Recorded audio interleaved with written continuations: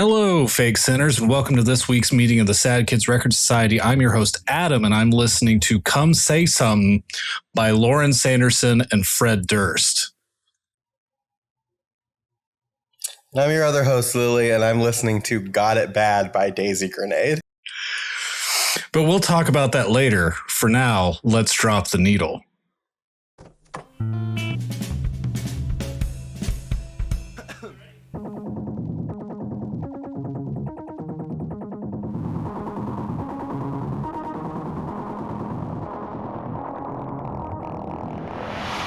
This is amazing. You are literally like my musical soulmate.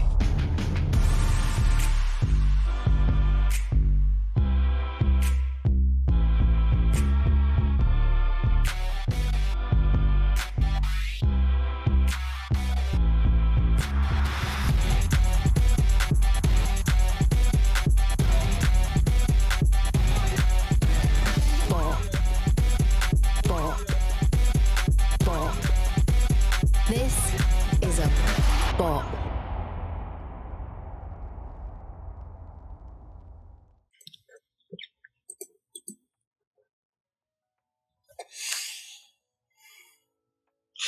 I'm so excited. All right, man. I'm so All excited. right, man. Welcome to the fucking podcast, I guess. Fuck it. Right. Here we are again. I'm excited because this isn't a whiplash week as much as last time between Mama and Sleep. It kind of gets Sure. there. A little bit, but I feel like they stay pretty close to each other with respect to like Right. type of song, for Yeah. sure. Yeah. Well, we're here to talk about My Chemical Romance. Yeah. We're getting close to the end of the album, if you can even believe it. Which is fucking strange. It's fucking. That's what these double episodes are. And again, Yeah. we're doing it for a reason, because because it's one thing to do one artist for an entire podcast, and you can stretch out whatever you need to. We want to talk about so many things and songs and artists and people that we need to kind of do some creative liberties. So hopefully everybody has been like chill with us doing like our double episodes, like our duo episodes, and that we've been doing justice to the things. I've been doing, again, I remember we got this criticism a long time ago, and part of the new podcast in the process for me has been building out timestamps. And I'm sure you've noticed, I'm sure everybody's noticed. And whenever I go into the timestamps and I like mark out like, okay, this is when we start talking about this song, this is when we start talking about this song, I'm really surprised by like how much of the episode is us actually talking about the subject of the episode. Yeah. I'm always shocked. It's always a surprise. So it's I mean, nice. that's A good surprise. It is. I think the fun of the cold open I do sometimes miss because we did actually get to have, I don't want to say like banter that the listeners didn't want to listen to, but we did always find a good way to tie a bow on it before it went to the intro. Like there's a little bit of that's lost, but yeah, I think we kind of move at a clip here. Like we might get kind of sidetracked, but Lost I mean, in we're the not weeds. we don't stay on those side quests long. Yeah. We do have to actually legitimately discuss this fucking monthly cold open podcast, though. Yeah. Yeah, we do. Because we've been meaning to do that, and then everything fucking tumbled downhill, and now, you know, Right. we're you need to figure it out. We're still going to do it. You just need to figure out when. So, and we should do it soon because we've got a lot of shit to talk about. Yeah, we do. So we'll see. But we're here for now. Graduation's over. Yeah, it is. I surprisingly made it through without a tear somehow. Yeah, somehow. That's actually really crazy. I was not expecting you to say that to me. No, I know. That feels like you've cursed at me, and I don't like it. Because when you mean you didn't cry. I think it was more so like the day of the graduation party that I could feel it like building and welling and kind of all of that, but then like still just never had a tear moment. But it was like, God damn it. It's like right here. We're right here.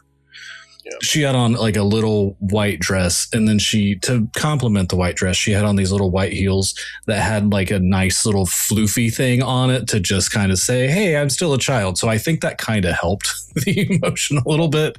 It's like, no, there's somewhere, and there is still a child that I've been raising for so long. Sure. Here's the question I'd like to ask you. Because I saw your Facebook post. You made this really like lovely, like so proud, blah blah blah Facebook post about your daughter and how proud you were and everything, and it was really sweet. Can you talk to me about fucking denim, please?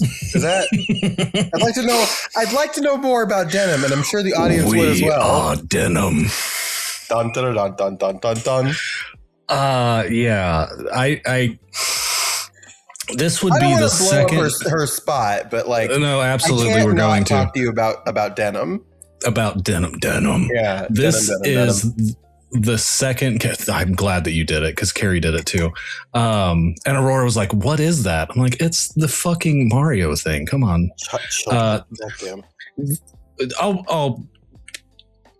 I'll blast my location for a little bit without doing so.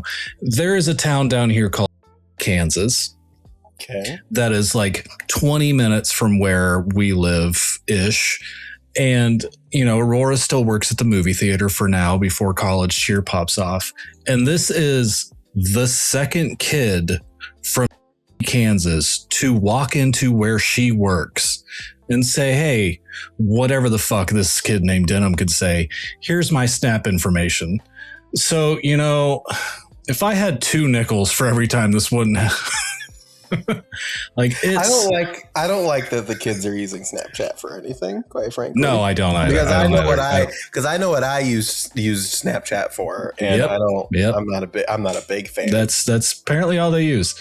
So yeah, she went and met this kid named Denim, and they're going to hang out again, possibly tomorrow. So I have never done the like shotgun dad thing, but I am also very good. People that listen to this podcast know I am very good at making people feel uncomfortable. So last time was at Denim's house. I almost hope that this time is here. Yeah, really quick, as far as making people uncomfortable, I do want to throw out that before we started recording, I had some technical difficulties and I was leaning over my computer screen trying to figure out the implements. And so my tit was just here. If you're watching YouTube, it's just like in the camera. And Adam's like, well, got a boob in my face. And I was like, you could just not look. And he goes, well, I got it. It's there. So you were working on your implements. I was looking at the other implements. They're good implements. All right. Listen. Yes. I'm not going to sit here and lie. I've got good implements, and that's perfectly fine. Sometimes they just got a boob. Boobs got a boob. So we did the graduation party. I also had a dad moment because as we're all wrapping up, we were going to have the venue until 9. A lot of people had like dissipated. And then at like 8:15, something catches people's fancy outside. So it's like, guess what? We're cleaning. We're setting up tables. Okay. We're done. You fucked up. They're like, are you going to clean right now? I was like, you don't have to go home, but you can't stay here. Like, we're done. We've had enough. But there's these 2 kids that roll up in motorcycles across the street. Okay. And, you know, Aurora and her friend are over there talking to kids. And I walk out and see them talking to kids. And I kind of stand for a moment. And I see everything going on. And I'm like, Aurora, no. In like the most dad voice ever that I think everybody else caught. Sure. And they're like, but, you know, it's just a motorcycle. I'm like, no, like not tonight, not 2 days from graduation. There's shit that can happen. Carrie's inside while this is all going down. And this will be a little thing that's going to matter here in a minute. And then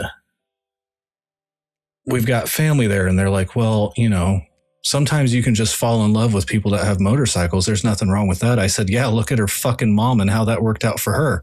And that's about the time that Carrie walked out and got the joke immediately. So we all leave. Carrie says yes. She's like, I didn't realize you said no. It's like, well, I didn't realize that you didn't hear me say no. We get home. Everybody changes. We have family come over. They come, the boys in motorcycles. I have learned are friends. Are mutual friends between multiple girls. Mean, of course. Of course they are. They have motorcycles. That just makes sense, you know? And Carrie's nephew that's there is our age because, you know, fun family weird shit happens. And he's out there grilling this kid. He's like, how long have you rode? How long have you like had a license? Where are you going? What's the speed limit? Things like that. He's being the nice guy. And when he's done with his spiel, it was a red and green motorcycle. And I'm just like, hey, green motorcycle, anything happens, you get all 13 inches of my foot up your ass. And he's just like, okay. Yes, sir. And Aurora said, like every stop and every slowdown, he was just checking in, like, are you okay? Are you going to be fine? It's like, good. Yeah, that's the fear of God we wanted to put in you, sir. That's right. Thank you for getting our daughter home safe. But yeah, so graduation was just windy as shit. I think that was the other reason that I could not have a tear. It was so hot and windy. It fucking windy. It looked like Aurora was going to get blown over. Like she's walking against the wind like this, holding hat as one kid was done getting his diploma. She's like as big around as a Slim Jim and like 6 apples tall. Like it's like pretty much. Whatever. If you could think of a baguette, that's basically what Aurora is. And one kid accepts their diploma, and as he's walking, the hat flies off and hits another kid behind them. Like it fucking windy. They should have just had this bitch inside. But yeah, no, great dad moment. I am so fucking astonished that we're here. Not like a, you know, we were ever going to fail kind of way, but it's like, how the fuck how's it been this? Yeah. I got a time like man. Like 14 years. I mean, Carrie and I's 11th marriage anniversary is tomorrow. That's wild. So like that's fascinating because that would then mean that we've been together for 14 fucking years. Yeah. Like good jolly Christ. Hell yeah, fuck yeah. Hell yeah. Well, me. How are you otherwise? Yeah. I'm all right. I've been, you know, doing the thing. I've been riding trains and going to cities and stuff like that. I'm exploring downtown. Don't shut up because I see your fucking face. I mean in the autistic way, not in the sexual way. Just studying about dinosaurs on trains. I love dinosaurs. Behind every hottie is a story about dinosaurs. You know what I'm saying? Oh man, that's something that we could maybe talk about on the podcast. The Chicago Field Museum has a Pokemon fossil exhibit. Oh hell yeah! And they posted preview pictures and it looks fucking incredible. Anyway, hell yeah. So, you know, I'm in Seattle. I've been here for a few weeks now, and I've been, I think, downtown. This week more times than I was downtown maybe in like the last year we were in Washington the first time. Like I'm trying to really like enjoy my time in Seattle, and my God, I just forgot how like awesome and queer this fucking city is. It's like there's so many just like queer baddies just wandering around. I got really lost. Really lost. Okay. I love you. Hi, I'm sorry and I love you. I love you too. It's okay. Gross. Anyway, but yeah, there's just like so many like gorgeous queer people just wandering around like freely, and it's very cool to like live in a place that I feel like doesn't hate my guts. Yeah, right. Being around, it's really cool. It's pretty nice. I haven't felt like scared at all. You know, kind of like shifty or like anxious or anything. It's been a really great time. So I'm having a good time being back here. You know, the circumstances again are not the greatest. I'm still unemployed. Hopefully that changes soon. But for the time being, pretty good. Sure. I mean, I'm glad that like you're able to get out there more and not having that look over your fucking shoulder for who's behind you for whatever reason kind of feeling. Yeah. Well, I'm trying to like utilize like the public transit here more because it makes it easier to get in and out of the city.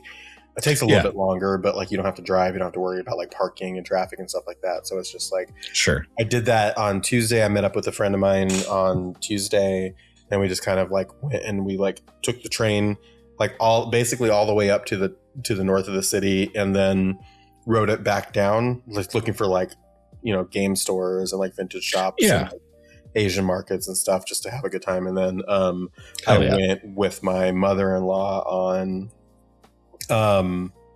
Thursday and we just kind of explored Pike Place and just had a good time in like that sort of like Westlake area. So it's been pretty good. I've had a good couple of weeks. So. Yeah, good. I've never been on a train and it makes me sad. Wow, come visit. We'll take you on the train. Fuck yeah. Hell yeah. Hello, Seattle.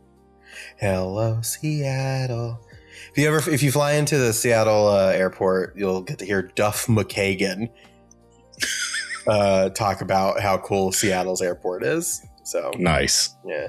What's up, Seattle? It's me, Duff McKagan, and it's just like,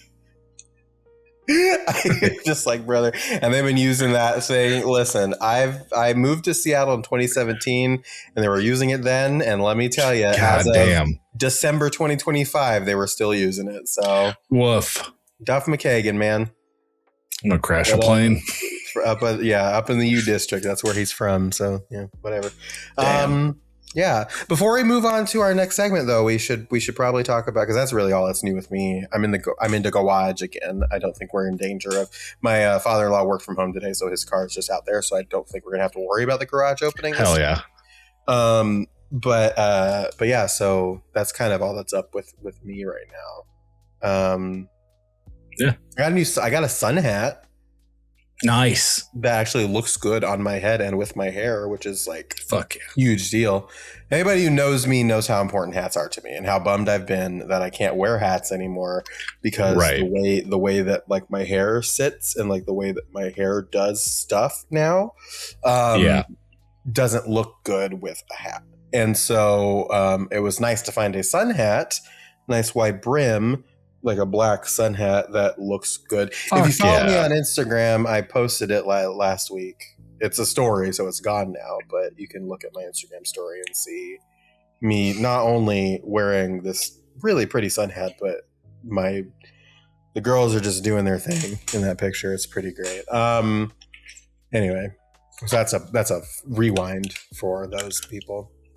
Yeah, I know where Adam's going immediately following this recording. But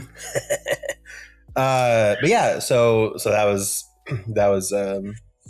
that's really nice. But yeah, not really a ton going on with me. So we can talk about the two big stories that turned out to be not big stories. Nothing. Yeah.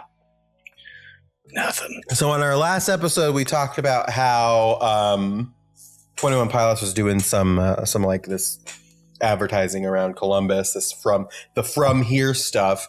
And it turns out that on October 17th, I think it's October 17th, they're going to be playing at Ohio Stadium, which is where the Ohio State University Buckeyes play their football games.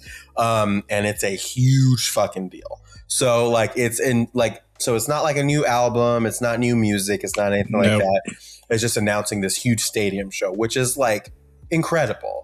Like, I'm very happy for Ohio Stadium. Like, it's a big deal that they're playing Ohio Stadium. But like, I was expecting something. I think announcing a concert in that way would be cool if it wasn't 5 months from now. Right. If you were just like, hey, in 1 week. For a show like that, I think you need to do a little bit of lead time for it. Possibly. Because it's such a big like area. Like, you have to understand, like, you've seen Bulls. Ohio Stadium is fucking huge. So you need a little bit of lead time to sell out tickets to a stadium show like that. But oh yeah, I wouldn't say like a week. I would just say like, hey, next month. Sure. Like, fucking June, motherfucker. Sweat your ass off. Well, because it's one of those things where like you have to for something like that, people are going to fly in for that. Like people are, so you need to like give people time to book tickets and like book like lodging and stuff like that. So 4th of July weekend. Yeah, totally. That's great. That's going to be perfect for people and totally cost effective. Yeah. So that was the news there. And then literally, I think the day after we recorded last week's episode, My Chemical Romance posts a thing with fucking Danger Days music that says, and they're, I should have known because they're prone to doing this because they don't do things in anniversary years, it seems like. So they posted a graphic that looked like it was from Danger Days with the XV on it, and we kind of freaked out a little bit. Like, what are they doing? What are they planning? What are their machinations? And it said the Roman numeral 15 on like Danger Days. They're playing, I think, Scarecrow or something. I think was the song. Right. And people were speculating. I was just like, we might have to do an emergency episode. Blah blah blah. All this other stuff. I'll do a quick mini trip to the mailbag for a second because I got a message from Dennis that replied to the story that I made. Which, by the way, the story that I made about Gerard Way, I'm gonna get you little twink when I get my hands on you. I watched that so many times, I was cracking myself up. That was one of the funniest things I've ever done. Anyway, Dennis Wakeman said, Wake. I think they'll give the Panic treatment, maybe a remaster or a deluxe edition. But what if this whole time we've been waiting on a continuation of the Black Parade, but it's actually a Killjoys continuation, which I would have loved. But Dennis was right on the money. They were announcing a 15-ish anniversary remaster of Danger Days, I think, coming out in July. I want to say it is. Which, again, I'm not mad about because I fucking love Danger Days. But, man... Yeah, My Chemical Romance make new music challenge level impossible. Let me tell you, pretty much. Yeah, that's crazy for a band that's still together and actively touring. They're like, nope, this is just what we do now. This is us. I guess so. Which good for them, I guess. But I want a new fucking album. I don't care if it's a Black Parade. I don't care if it's a Kill. Fucking give me a fucking 3 Cheers continuation if you need me. If you need to, just do something. It's like that meme of the guy with the stick. Like do something, poking the thing. Yeah. God. Although I did see, we talked about it on. I'll see if I can. I'll post a link to the Instagram post in the show notes of this episode. But we talked about how they performed Cancer on SNL last week, which is wild to perform that on SNL. No shit.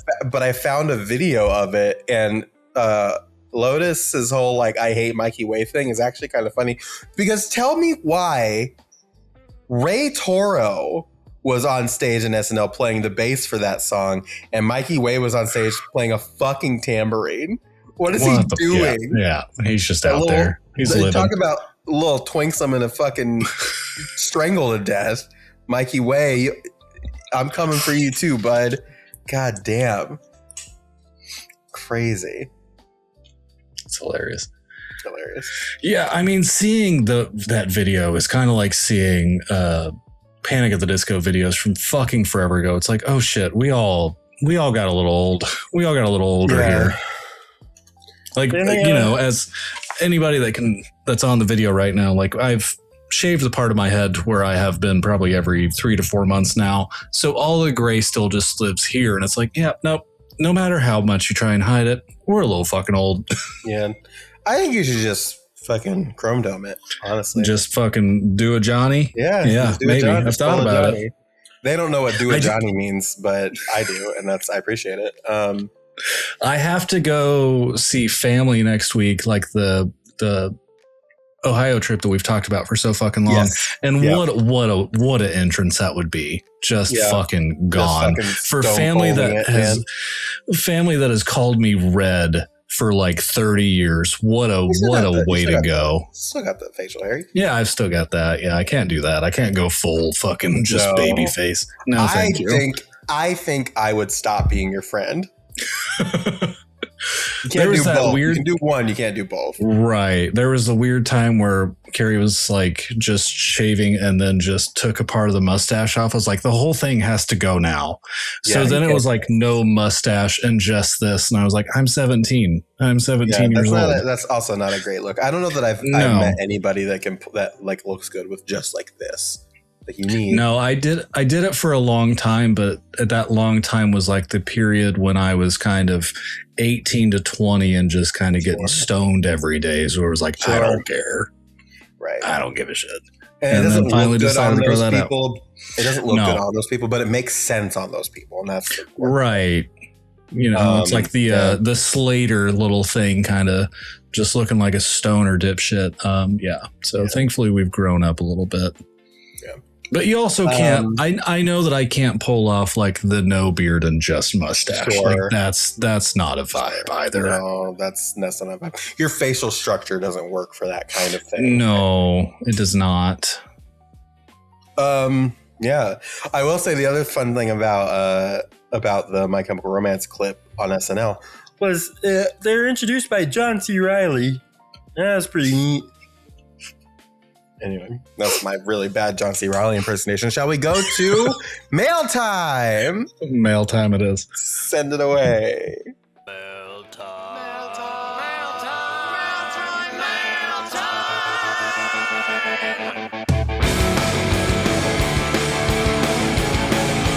Yes, I hate you. So we've got some stuff here from Jesse Smalasis. It's Jasper, who starts an email here with I know. So we have two emails from Jas. Says, I know I said I would be gone and keep sending emails anyway, LOL. But I have many thoughts on many things, so I'm back. One, you guys need to stop making me hyperfixate on bands I previously hated, because this is the second time now. Your Clancy ranking episode got me into 21 Pilots, and this season got me into MCR. I didn't IDK why I hated either one. I was a judgmental child, I guess. I loved Stressed Out when it came out, but I was barely conscious, so I don't think it counts. What's the time measurement? Well, no, what that's some self-awareness right there. I Stressed Out, but I was barely conscious, so it doesn't count. You know what? That's true. I respect that, Jazz. Thank you so much for that. He continues, Lotus's email about Mikey's parts being super simple actually made me realize they are, in fact, super easy to play. Oh, a third child has hit the tower. New child. This child has not appeared on the podcast before. The reason I keep abusing the mute button whenever people come in. Yeah, this is ominous. This is very ominous. What's happening? This movie is really bad. Episode 9, yes, really bad.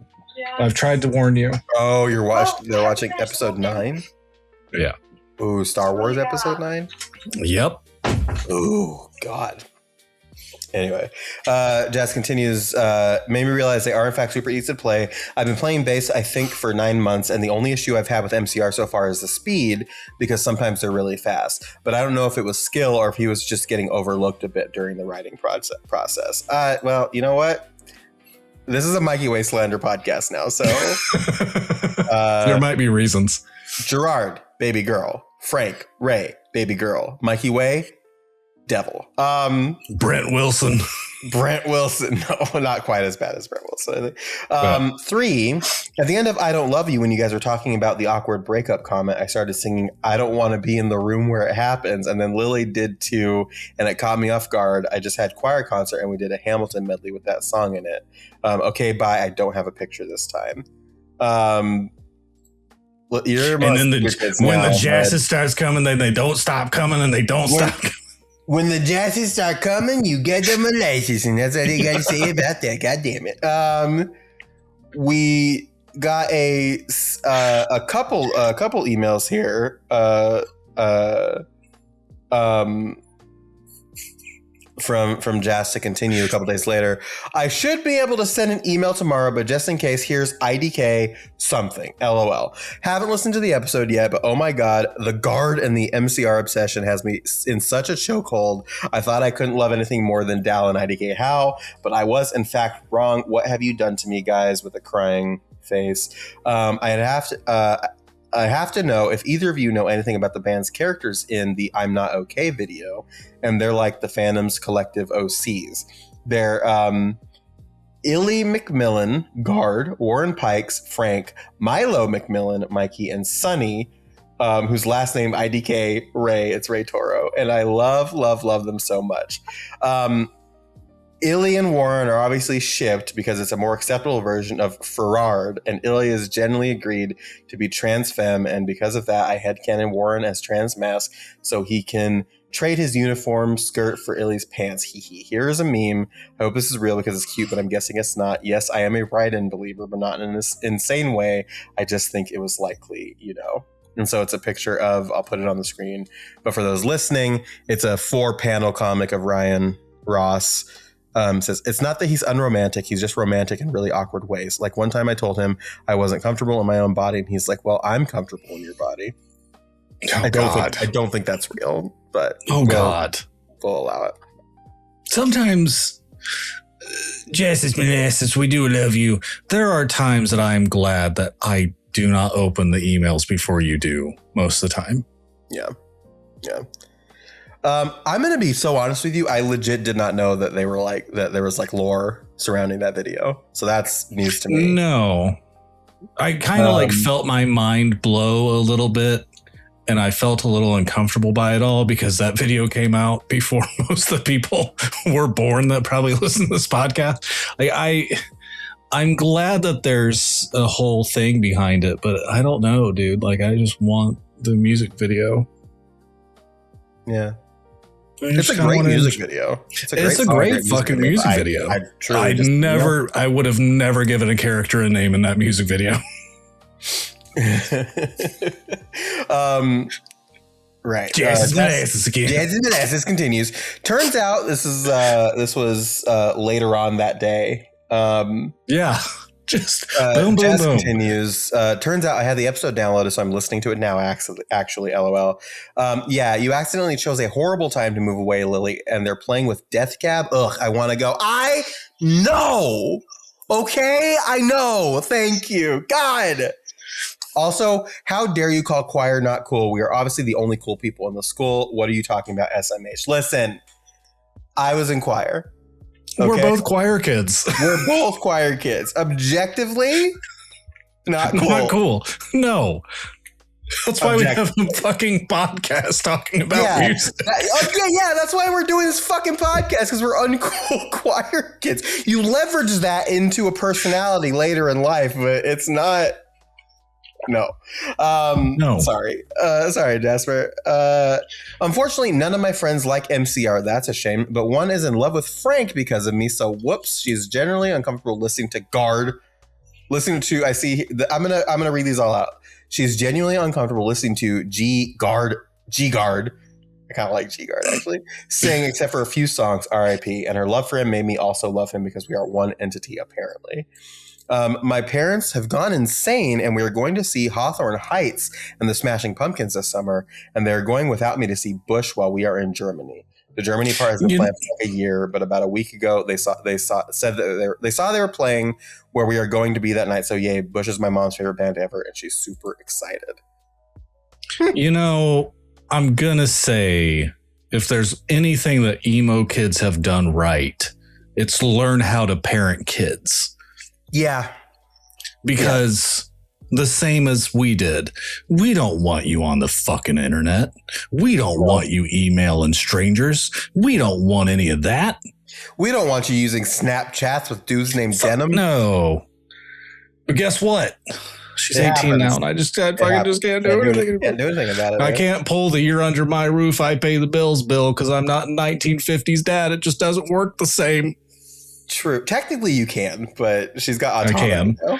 Yeah, I mean, what am I going to do? Take the phone and then have to look at it myself? No, thank you. Right. I don't want to see Denim's Den. Send one back. No, you can't do that. Well, if he's an adult, man. If he's an adult. If he's an adult, then it's not a problem. About the actual episode topic. He says, I'm actually concerned because I don't think we have enough money for all of this, but hey, music is cool, I guess. I wouldn't worry about it. Your parents Brother's credit cards. You'll be fine. Yeah. Yeah, you got the parents got the finances. You just enjoy Hawthorne Heights and Smashing Pumpkins. That's all you got to worry about. The second you start worrying about your parents' money, you're trying to be in too much business and just stay a kid. Fuck off. I mean that with love. About the actual episode topic, who uses soggy as an actual word in a serious song? Why, G-Guard? That's it. That's all my thoughts. But actually, I really like both these songs, especially House of Wolves, IDKY, but spelling things as songs is great to me. Here's the true final meme, PHINAL. I genuinely did not mean to spell final like that. IDK how I did that, but it's a Dan and Phil reference, so it stays. You're in good company with the Dan and Phil love. We've got a lot of Dan and Phil love in this family.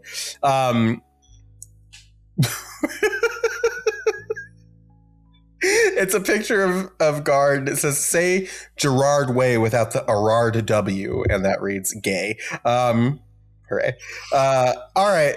So I guess this is goodbye for real this time. Haha. So love you. Bye. I've decided I am going to make references now. So long. Good night, Jasper. P.S. On the Disenchanted episode, could you whisper Disenchanted in everyone's ears for me? Because I would do it in an email, but I will be dead. If you don't know why, it's because during the writing process for the Black Parade, Mikey would whisper into everyone's ear while they were sleeping to get them to play it, put it on the album. I think they ended up doing it just to get him to stop. A fucking menace. I'm sure we'll read about that at the time. Yes, that's I will do wild. That. Wow. And then one final message from Jasper. Wait, I forgot one thing I wanted to say. I would totally buy a fat ass, bad attitude shirt as someone who is generally cheery but has awful RBF and is built like a stick in all aspects. That's good to know. It's me again, Jesus. It's me again, Jesus. We continue with an email from Danny, not Annie. It's Danny, who starts their email with, "Hey there, sluts." I love it. Hey there, sluts. This is the one that I saw the message preview and I was like, God damn it. Yep. Hey there, sluts. It's Danny, not Annie. It's Danny. We all know 9/11 led to My Chemical Romance, which led to Twilight, which led to 50 Shades of Grey. Well, I'm about to add another layer of this. If I get enough support, I will write and release 50 Shades of Sugar Gay, a 50-page book where each page is the phrase Sugar Ray, more like Sugar Gay, written 50 times, and each page is a different shade of gray. If enough sad kids and fake sinners approve of this, I will actually make it, no joke. You got one thumbs up for me. You know, I want to be disappointed, but I can't be mad at it. Danny's got my approval. Yeah, Danny's got our approval. So let us know, fake sinners. Also, I need one page of this book that instead of Someday by Sugar Ray, it's just Some Gay written about 100 times, please. Oh, yeah. That's a good one, too. Sugar Gay? Sugar Gay? If you don't know what the Sugar Gay thing is, I'll put it in there. You gotta watch it. It's so funny. Just soak your fucking head. Who's Sugar Gay? Sugar Gay? Who said that? Was it you? Sugar Gay? Danny continues. Moving on to Black Parade. House of Wolves. Ragtime punk rock that everyone should skank to while in an open field. Let's fucking jam and kick ass. Cancer is the saddest funeral song. It makes me cry every time. As someone who's lost people a lot in these past years, I feel the song deeply. I'm going to go cry in a corner now. Sad emoji. Hashtag let my eyeliner run. Sincerely, Danny, not Annie. It's Danny. Thank you for your email, Danny. It's always good to hear from you. And one final email for today. We don't have any Spotify comments or YouTube comments as far as I can tell, and no new reviews. I checked earlier. We've got an email from the child. It's Lotus. Of course. They start their email with, "Hello there. My mini little life update. School is almost done. Thank fucking God I'm done with this shit language. Exactly a month ago today, where this podcast airs, I saw the band Thursday live, and I think that concert completely changed me as a person. Thursday is one of my favorite bands of all time, and seeing them live and being so close to the band, I was second row at a super small venue in Detroit that has no barricade, so I was like right there. And literally having Jeff Rickley scream in my face during my favorite song, Cross Out the Eyes, was a magical experience. Guys, please go see Thursday if you ever have the opportunity to. They are so good live, and they are all such kind people. Also, you're a fake MCR fan if you also aren't also a Thursday fan, because one, Jeff Rickley produced Bullets, and Jeff Rickley is the reason Frank is in MCR. He convinced them they needed a second guitarist, and Frank was a big MCR fan at the time. Oh, interesting. Anyways, Thursday are peak AF, but I need to stop yapping about them. Also, this Friday, as you are reading this, I finally get to see Daisy Grenade live. Also, I got Haley Williams tickets. Yay! Okay, enough yap. That's actually funny because Daisy Grenade's my sound system today. So we'll talk about that later. Hell yeah. I mean, you know, funny enough, the fucking timing of the situation is Daisy Grenades is now today because we fucked up our schedule. We're actually recording on a Friday today. Yeah. It's not that we fucked up our schedule. It's that my camera wasn't working. Like it wasn't auto focusing properly. And it was sending me into such a, like I was at the end of an already kind of rough day and I just wanted to fucking have an emotional breakdown. So we skipped recording and we're recording on Friday instead. So Daisy Grenade is happening today. Congratulations, Lotus, as you're listening, I hopefully you're there right now. I don't know what time it is. It's close. It's close to time. I'm going to tell you off mic what happened that night that I don't think I told you. I know I told you that I had to call my dad, but I don't think that I told you. Carrie texted me and kind of alluded to something that was happening. So, that's interesting. So, both House of Wolves and Cancer are in my top 5 songs of this album. When the time comes, I don't think I will be able to rank the Black Parade, but I can put together a top 5 LOL. House of Wolves, probably my favorite use of guitar in any MCR song. It's fucking great. Yeah, Ray and Frank, I love you guys. Not the TX2 interpolation. Fuck that guy.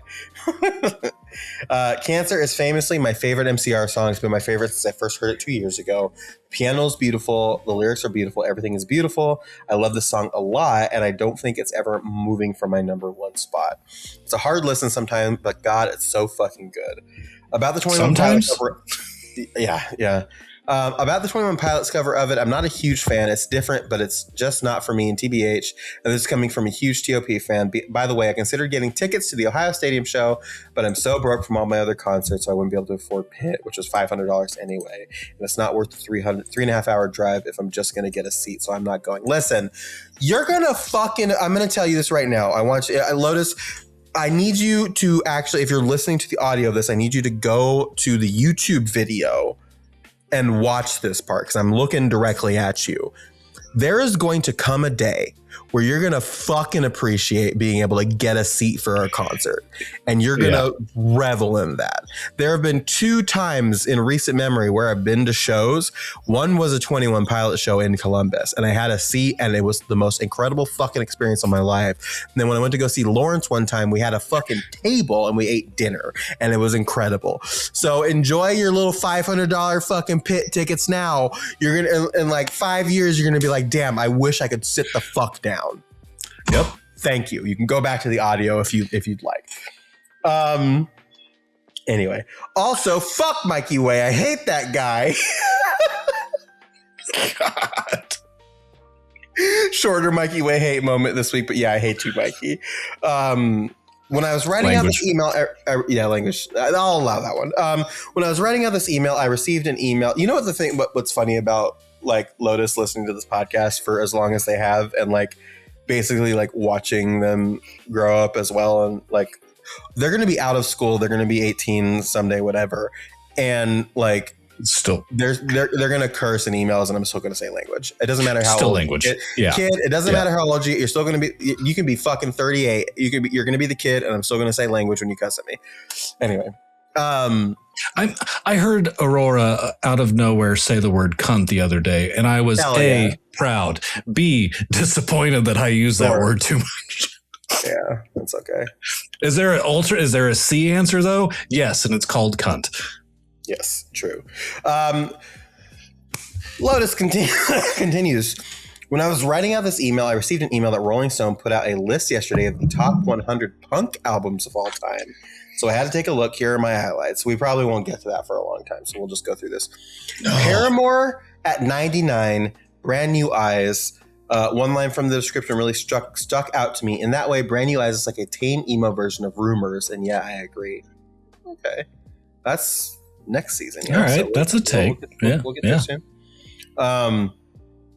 Sorry, Ma, I forgot to take out the trash by the Replacements is rightfully in the top 30.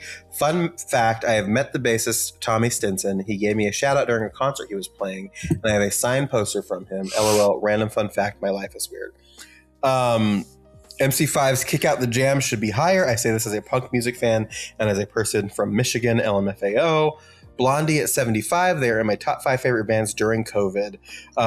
They're in my top 5 favorite bands during COVID. I spent hours listening to their greatest hits CD and reading Calvin and Hobbes under my bed.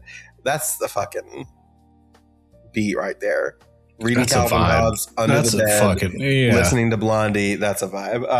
I would listen to that CD like 12 times per day, and I think that's what radicalized me. Hey, yeah, whatever. It works for me. Dropkick Murphys, 6'7". God damn it.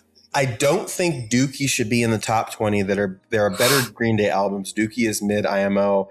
Yes, it's iconic, but low-key, Nimrod and Warning are better. And I like American Idiot and 21st Century Breakdown and Saviors. Yeah, Dookie is low on the list. I kind of agree. There's some like iconic songs on Dookie, but I do think Nimrod and Warning are better. Yeah, I think the problem with Dookie is it just has age. Yeah. I think Nimrod and Warning are better. I think American Idiot is better. I don't fuck with 21st Century Breakdown that much, but I mostly vibe with that take. Why is London Calling only at 10? Ugh, fuck the Sex Pistols. Sure. OMG, yes, Dig Me Out by Slater Kinney is at number 5. They are like the top 3 favorite bands of mine. Okay, good. The Clash is at number 4. Yeah, Ramones self-titled at number 1 makes sense. Overall, interesting list. Maybe look into this more. I'll peruse it. I'm sorry, did that description just end at number 3? No, Ramones self-titled is number 1. Number 1. Okay, sorry, I was caught up. And then in an increased, like this is very large. This is all normal, like 12-point font. This is like 23-point font. Help! This email was so long. I'm so sorry. Happy Ryro Tuesday. Please, it's finals week. I did that one for you, just for finals week. You're lucky because we almost skipped a week, so you're lucky. That came in. It's a Friday gift. It's a Friday gift. So you're singing Daisy Grenade. Can one person have everything? And the answer is yes. That is all we have for this week on the mailbag front. Thank you everybody for writing in and giving us some stuff to read. You can hit us up at thediscopod@gmail.com. If you want to email us, you can hit us up on Instagram, Sad Kids Record Society on Instagram. You can also go to, in the show notes, you can check out our link trees to get our personal stuff. I'm sure I'll post more images of me boobing boobily on my Instagram at some point. So possibly. Possibly. So yeah. That's that. Should we get into the meat of the episode and talk about Mama? Nathan quoted as saying emo is a pile of shit. Oh shit, yeah. Why is that? Well, emo as it is today, emo is basically a pair of jeans and a haircut.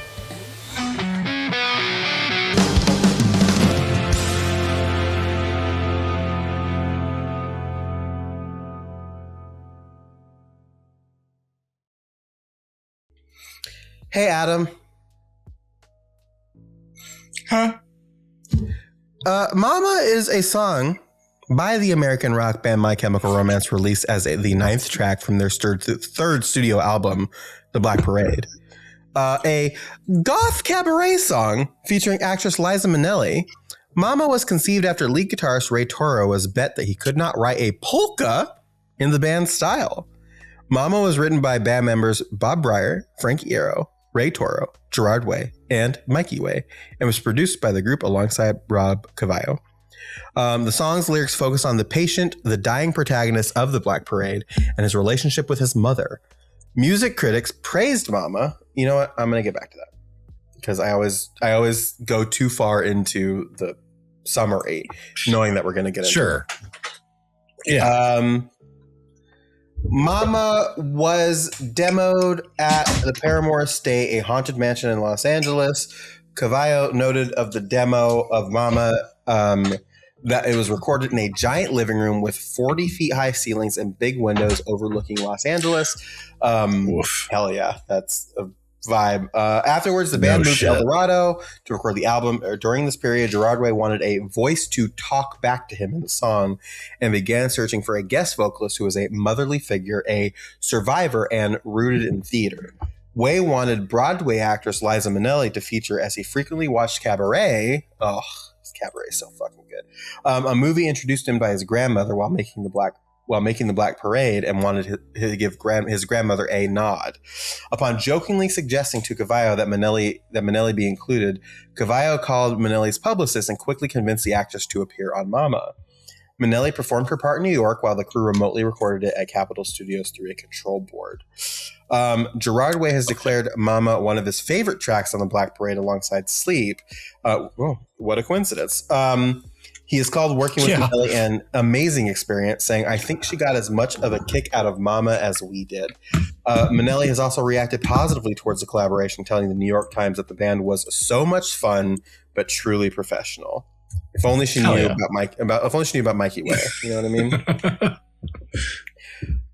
Mama is a hyper operatic and goth cabaret song which explores multiple movements and genres. As a whole, the song takes influence from the work of playwright Bertolt Brecht and composer Kurt Weill, particularly the song Alabama Song and its cover by The Doors.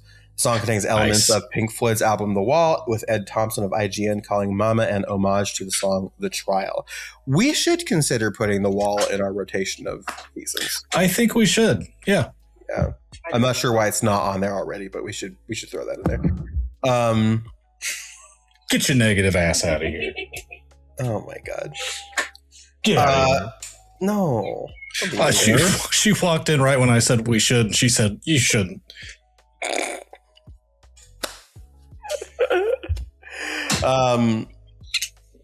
Kitty cat. The song begins with the sound of exploding bombs over a polka instrumental. Mama then takes on a maniacal polka punk beat. Polka punk is killer. Polka punk is next level. Yeah, gradually building through 4 or 5 increasingly agitated forms. Afterwards, Minnelli sings 2 lines with her voice sounding like it is coming through an old-fashioned radio, before Gerard Way sings back at her with a vicious obscenity. And again, talk about fucking the band. This band knows how to do goddamn breakdowns, because the Liza Minnelli part into what he sings back to her. Oh my God. Anyway, we'll get to it. But Gerard Way sings back at her with vicious obscenity is an incredible way to put it. The song ends with a section reminiscent of a pirate shanty featuring vocal performances by the Way brothers, parents, and Frank Iero's mother. Hell yeah. Lyrically, Mama takes the perspective of the patient, the protagonist of the Black Parade, whose life is flashing before his eyes as he dies. Framed as a letter, Mama sees the patient plead to his mother for forgiveness over his inadequacies as a son, while bluntly pointing out her failures in raising him. And I'll talk about it like as we're going through it. I like that. There's a lot here that I need to talk about, and I've got like a whole thing. Like I've got a very weird relationship with my mom. It's getting better. Sure. Shit's weird, but like there's some lines in here that like, especially now, fucking strike me through the heart. Like it's incredible. Within the narrative of the album, Minnelli's lines are from the perspective of Mother War, the character representing the patient's mother. However, My Chemical Romance biographer Tom Bryant suggests that Mama also had a personal meaning for the band, writing that the song was actually about alienation on tour and deep down sometimes just needing your mother. Yeah. Mama received acclaim from music critics, with NME calling the song a vaudeville riot that manages to out Golgo Bordello. That's crazy. Yeah. And has I fucking love Golgo Bordello by the way. I don't know if you listen to much of him. I might put Start Wearing Purple on a Soundsystem one of these days. Sure. and has been considered a highlight in the Black Parade.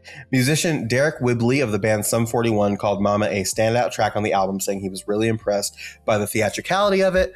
Both Mackenzie Templeton of Alternative Press and Tom Shepard of Kerrang! Ranked Mama as the third best song on the album, with the latter writing that perhaps no song better captures the mad ambition of the Black Parade.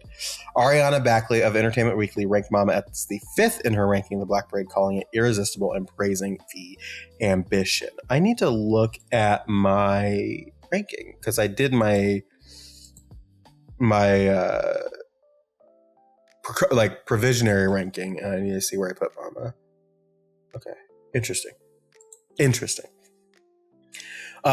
fact that we have to start thinking about that seriously soon is killing me. It's a little terrifying. Yeah, it's a little terrifying. The song has also been deemed as one of the best in My Chemical Romance's discography as a whole, with particular praise towards its scope, its theatrical nature, and Minnelli's appearance. The staff of Billboard included the song in its list of the best 15 My Chemical Romance songs, writing that it still stands as one of the craziest and most entertaining songs released by the band on account of its constantly changing musical styles and legendary featured guest. Margaret Farrell of Stereo Gum called Mama one of the band's 10 best songs, commending it as one of the most theatrically intriguing MCR tracks to date. Marianne Eloise of Louder Sound included the song in her list of the band's 20 greatest songs, calling Mama one of the band's weirdest songs, yet acknowledging that it works due to Minnelli's iconic performance and the prevalence of show tunes in the band's discography. Bryant, also writing for Louder Sound, and Cassie Witt of Loudwire ranked Mama as the 5th and 10th best song in the band's discography, respectively, both praising its riskiness. Andy Bell of Pop Matters ranked the song as the band's 11th best due to its lyrics and chorus evocative of vintage MCR. Sam Law of Kerrang! Ranked the song as the band's 12th best, noting that despite Mama not being the best song MCR have ever written, it might just be the most they've ever packed into one. I fuck with that. Yeah. We've got a couple of certifications. Just two. No charting. But definitely some certifications. We've got our first one, United Kingdom BPI. It is certified silver with 200,000 certified units in sales. And in the United... Oh, I think you need to open the garage door for what comes next. Yeah, I should just take the microphone and just stand and scream into the neighborhood. Because the United States RIAA, fuck the RIAA, it was certified platinum at 1 million certified units and sales. As we move swiftly along to Genius, we talk about... I'm trying so hard to not spit my fucking water out. Sure. I succeeded. The task has failed successfully. Task failed successfully. We've got some stuff here. We've got credits featuring Liza Minnelli. We knew this. Producers My Chemical Romance and Rob Cavallo. Writers Gerard Way, Mikey Way, Frankie Arrow, Ray Toro, and Bob Breyer. Guard. Hey, Adam, just in case, I just need to tell you that's My Chemical Romance. It's My Chemical Romance. Mastered Sterling Sound, Mix It Resonate Music in Burbank. Engineer Lars Fox. Percussion Bob Breyer. Drums Bob Breyer. Label Reprise Records. Assistant engineers Chris Steffen and Jimmy Hoyson. Mastering engineer Ted Jensen. Additional piano Rob Cavallo. Assistant mixing engineer Keith Armstrong. Synthesizer, organ, and even Wurlitzer electric piano, all done by Jamie Mahobarak. Wow, what a talented person. Recording engineer Doug McKean. Additional vocals Linda Iero, Donna Lee Way, and Donald James. That's awesome. Parents. That's so cool. Mixing engineer Chris Lord Algie. Vocals Liza Minnelli.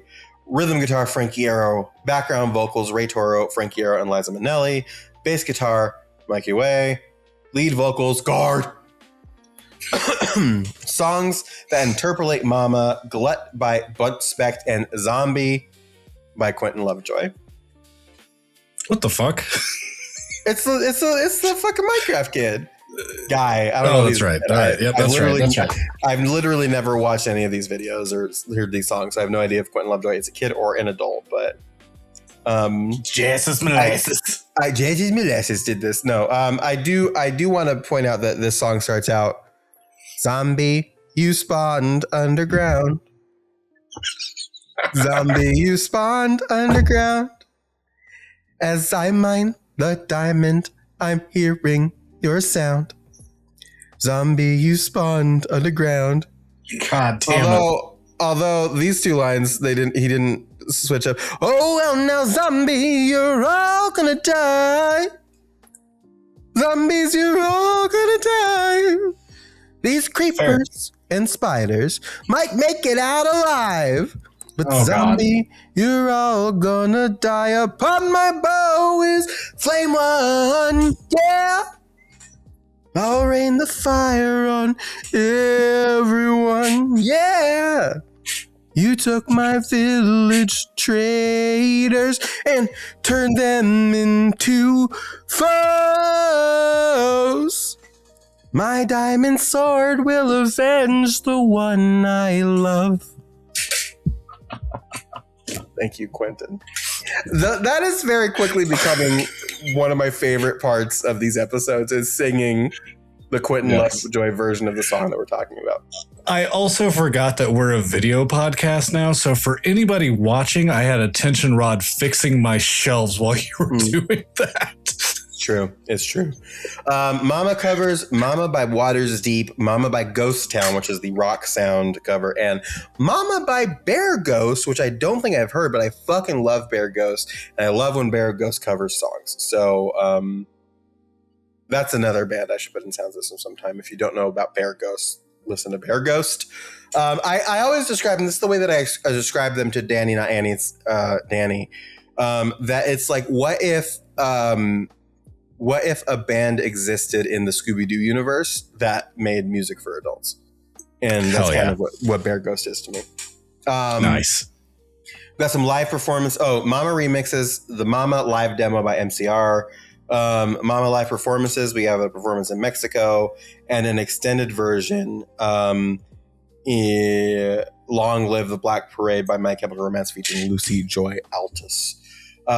We've got translations in Polish, in Spanish, and in Portuguese. Hell yeah. What do you got for our tags? There's a lot of them today. There's a lot of them today. I think there's one that I'm going to hold on to for a little bit. Sure. You got rock, alternative, rock opera, glam punk, glam rock, hard rock, concept album, USA, in English, there it is, industrial rock, emo pop, post-hardcore, art rock, emo, pop punk, dark cabaret, alternative rock, gypsy punk. That's a slur. You're canceled. Can't say that. You can't say that anymore. That's kind of. I'm. Sometimes the tags just baffle me. What? Yeah. What's this genre? I don't want to linger on this for too long, but aside from Mama, we've got Istanbul, Not Constantinople by They Might Be Giants. Hell yeah. Fucking hell yeah. We've got Hand Me My Shovel, I'm Going In by Will Wood and the Tapeworms. We've got King Rat by Modest Mouse. We've got Peacemaker by Green Day. We've got Start Wearing Purple by Gogol Bordello. There we go. Yeah, okay. We've got Ompa Til Du Dor by Kaiser Orchestra, which I believe we had a listener tell us about Kaiser's Orchestra a while back. I think for anybody that's never heard Istanbul, Not Constantinople, needs to pause the podcast right now. Nothing that we're going to say is going to be relevant to the song, but pause it right now, go listen, come back, and we'll continue like it never happened. But you will have a great song in your fucking ears. Yeah. Oh, Opus by Black Country New Road. That is an interesting one. Okay. I'm understanding the vibe here. Sure. Is basically all I'll say there. On Wikipedia, the genres they have listed are punk rock, polka, gothic rock, and dark cabaret. It's interesting that polka is not listed in the Genius tags. A little bit. Before we get super into everything else, Gerard Way told the Village Voice in 2011 that there was a line that was the only spot on the record that I wanted a guest vocal. I wanted a voice to finally talk back to me, and I wanted somebody kind of motherly who was also a survivor. This is that quote we talked about. This is his exact quote. Who was also a survivor, had been through a lot, but was rooted in theater. And so she was in. She was the first person that came to mind, and then producer Rob Cavallo had made a phone call to her assistant, and that was it. So she did it for free, and she was happy to do it. That's sick. He later told the New York Times in 2019, I love Liza Minnelli. Black Parade was very theatrical, and we had this song Mama, and I said, it would be really great in this one part to get Liza. Rob Cavallo, the producer, made a couple of calls, and she said she would love to do it. We recorded that remotely. We were in Los Angeles at Capitol, and she was in New York with a different engineer. It was really cool. The first time I got to speak to her was through the mixing board. That's pretty sick. Mama,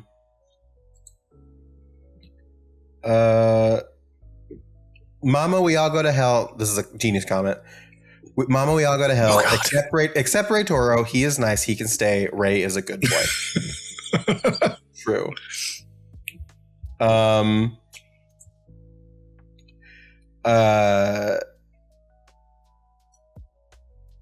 Yeah, this again, the emotion fuck is beautiful. I'm not singing anything. This one is actually this person on here 7 years ago. I like singing this song near Christians and seeing their priceless reactions. Real tough guy over here.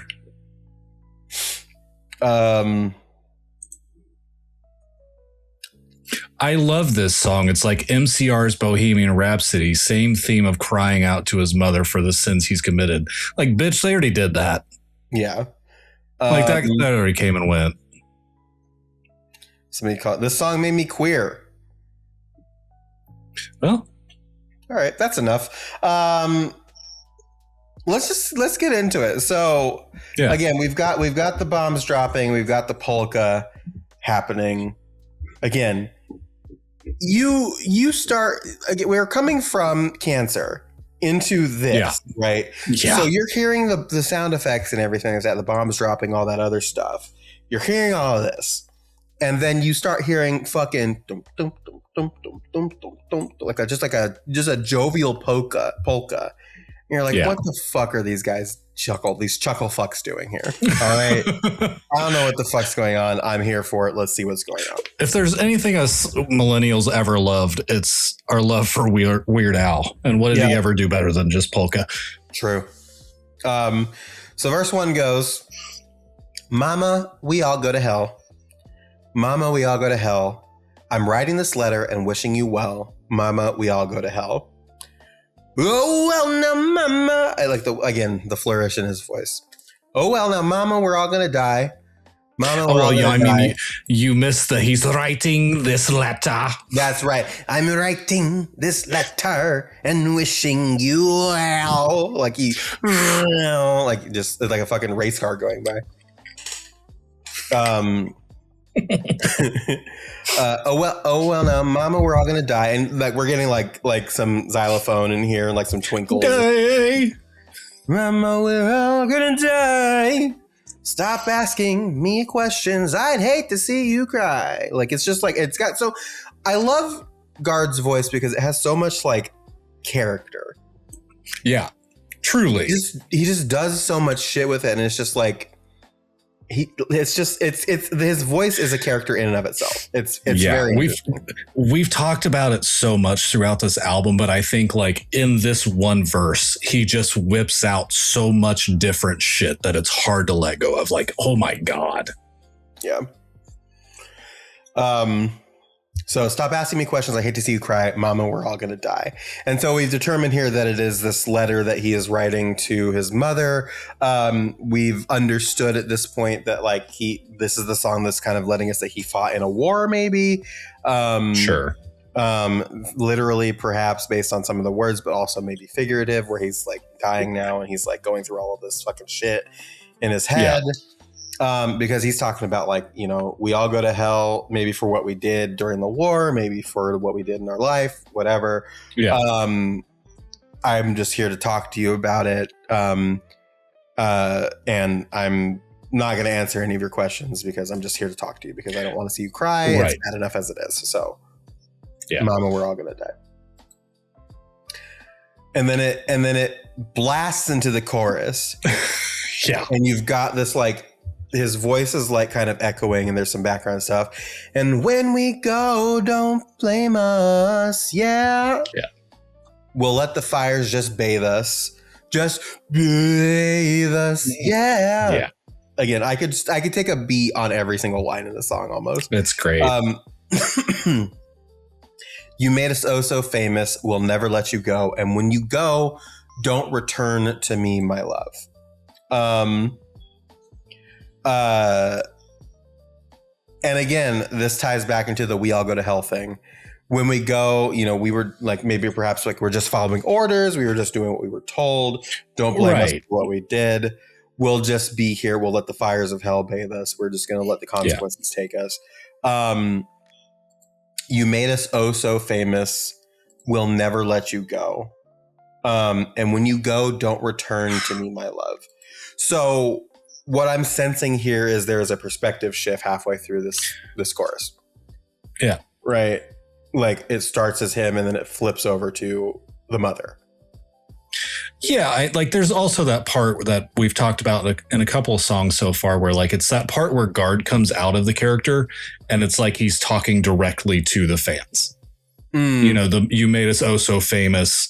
We'll never let you go. And when you go, don't return to me. Like that's been a little thing that's popped up in a lot of these choruses or bridges where it's like he's just addressing the crowd. And it's like we're those guys, but we're also other guys that have obviously, some of them have done other shit where it's like we're not perfect people, but you have built us up in this manner where we're all so fucking famous, but we just are not here for you in the way that you're like that our music would make you think. Yeah. I think there's also the thing that you have to like really, really accept about a concept album. I think there is such a rigidity from people when doing stuff like this. And that's why it's really hard to trust genius on some things when it comes to this stuff. There is such a rigidity when it's a concept album that every line has to be about the story, about the storyline, about what's being told. But it doesn't always work like that. There's always allegory. There's always like another meaning or a layer. It's all written very specifically and very intentionally. So it's like there's more to be gleaned from this potentially. I think we're talking about the obvious lines, but like I think it very much is potentially about them for sure. Yeah, I mean, like Guard does not have to this point or ever the Marshall Mathers level of mother hatred that literally built so much of Eminem's career. Like that's not on display by Guard. That's not really on display by the character here. Like the character here is fucked up and troubled, but it's never necessarily been this. That it's like I can wholly assign itself that yes, it's about the mom still, but it's just kind of like a flipped weird double thing. I mean, because you know you made us oh so famous. Like yeah, if he made Mockingbird, if he made like whatever the fuck, it's not skeletons in my closet, cleaning out my closet, like that kind of shit. Like that would be the thing that just made my mom made us so famous kind of thing. But like that's not necessarily in their discography. So, but yeah, I still do sign on. Like you don't break character, so there is something in here. Yeah.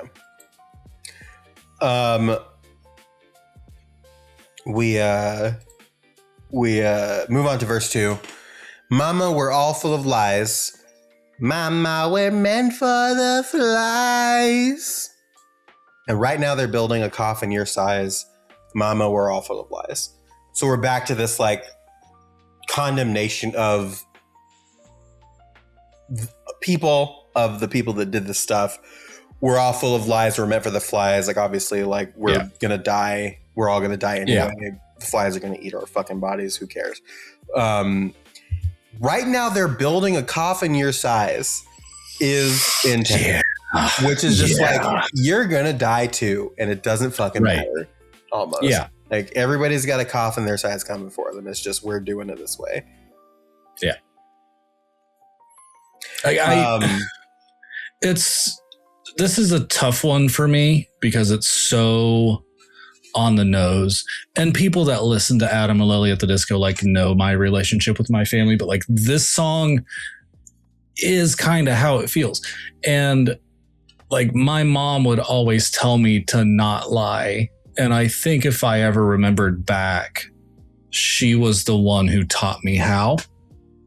How to lie or how to not lie? How to lie. Yeah. Yeah. And it was just like things back and forth in the rotation of every other weekend with my dad, you know, joint custody, that kind of stuff. But it was like, if you don't want to go, just lie. But then in every other situation, it was like, don't lie. It's like, which one do you necessarily want? You got to make a choice here. Yeah. Oh, yeah. And then as I grew up, it's like, no, yeah, you kind of did that. You kind of taught me that ability that's really fucked up in adulthood to have. And I don't use it often. Like I will still kind of be like, yeah, no, I can't do this right now. I got to take a shit. Like that level of stupid stuff. But it's not like I'm going to make up like, hey, no, family's coming over. We're going to have a meal. We got to do this whole thing. But like, that's kind of where that whole situation lies. And that's where that relationship kind of goes, because there's still this weird resentment. So when it builds into and right now they're building a coffin your size for listeners that have not gleaned this. My father is a funeral director. So this all is kind of one weird fucking basket of four lines. Like it's so fucking weird. Yeah. Yeah, it's a pretty, but again, I think that kind of speaks to the power of those lines, right? Where it's just like again, and it speaks to like this whole thing is like you should have raised me better, which we're gonna get into deep in the next fucking verse here. But like in theory, like your mother is supposed to teach you right from wrong and is supposed to teach you like that you shouldn't lie and that the truth is important. All this other stuff. So like telling your mom in this letter, we're all full of lies and you're gonna die essentially. So we're all gonna die. Fuck it, who cares? Is pretty intense. Like it's a pretty powerful. Yes. Like it's simple, but it's a powerful indictment, I think. Absolutely. And like the "we're meant for the flies" is one of the most nihilistic lines that you could ever read. Yeah. Like there is nothing that fucking matters. Well, because if you think about it too, it's just like there's a way to present we're all gonna die anyway, so might as well make it work. Like, but like that is such a nihilistic way to present that idea. We're meant for the flies, and right now they're building a coffin your size. Yeah, it's like fuck, man. Yeah. Nihilism YOLO right there. Yeah, nihilism YOLO. I think I'm probably gonna camp out on this pre-chorus for a sec. Because I'm going to get personal for a second. These four lines are like a fucking arrow into my fucking soul. I have not had a good relationship with my mom for a really long time. And it's kind of slowly being repaired right now, which is pretty good. But like there was a period of time where I didn't speak to her or even know if she was still alive for close to 20 years. Quite frankly. And so when you come into this like there's a little bit of like resentment when you deal with something like that, obviously, that you have to work through. But there's also like a personalness to that where it's just like trying to find a good word, a good way to phrase it. Like there's a personalness to it where it becomes like what did I do? Why was I not good enough for you in this moment? And so it kind of like, this has always swirled emotions in me as far as like my situation and like the things that I've been through and things like that. Cause you can take war to mean literal, figurative, whatever. Anything. Yeah. Shit. Right. But then I've always really felt something with this line, and then you add the layer of the fact onto it that I am now who I am, right? Yeah. So I'm not gonna do any flourishes because he does some crazy shit. It goes back to the polka for this part. Like with the xylophones and stuff. So I'm not going to like stop and sing. I just really want to like read this like through really quick. So the lines for the pre-chorus are, well, mother, what the war did to my legs and to my tongue. You should have raised a baby girl. I should have been a better son. If you could coddle the infection, they can amputate it once. You should have been, I could have been a better son. And my fucking God, if that, like, I don't remember the first time I heard that line again after I came out, and how, like, I don't remember the first time, but like every time I hear that now, it's like, ugh, because it's just like shit. Where it's just like maybe I like, because it seeds that doubt where it's just like, maybe I could have been a better son, and here I am. But you should have done better. You should have just raised a baby girl if you want. Like it's like it's also, which, and then turns out, you know what I mean. So it's kind of like it adds an extra layer onto the whole thing for me, where it's just like, absolutely, fuck, man, like like I don't. I mean, my parents had built a nursery for a girl. Because that's what, I mean, that's where I was until I came out. So, you know, lovely 1990s medical technology. But I mean, yeah, for the cocoon to butterfly transformation that you've had, like there is a lot here. And I mean, right down below one of these comments that you had read was, this is a trans awakening song. Yeah, I didn't want to read that player card. Yeah, because I was gonna come to it, but it's just like it's such a specific line. Yeah, and I think it kind of also plays into the whole thing where Gerard Way talks about like how he's had some like gender stuff in his life as well, so it kind of like it feeds into that as well. But like, it is such a strong, and again, like maybe I even identified with it back in the day because in the back of my mind, like I knew deep down, like this was me, right? But like, I don't know, like now that I've broken past the barrier of like the realization of who I am and stuff, it's just like, motherfucker, that's crazy. Yeah, that's fucking like, it's a whole thing. And so not to even to mention like how he sings it, like he gets like angry. Oh yeah. Well, mother, I mean, this is the war did to my legs and to my tongue, where he gets like very like it is just straight resentment from this character. Yeah. And in a way that we really haven't experienced so far. Like we've experienced resentment, but this is so fucking pointed to where it's not even a level of like, I could have done better, you could have done better. This is just like, it's hard to like put in the fucking. I think it's also too where if you think about it from like the storyline of everything going on, like you found a point of origin, right? Where you have so much resentment for life and stuff, but like that is secondary to like what caused you to be this way. Right.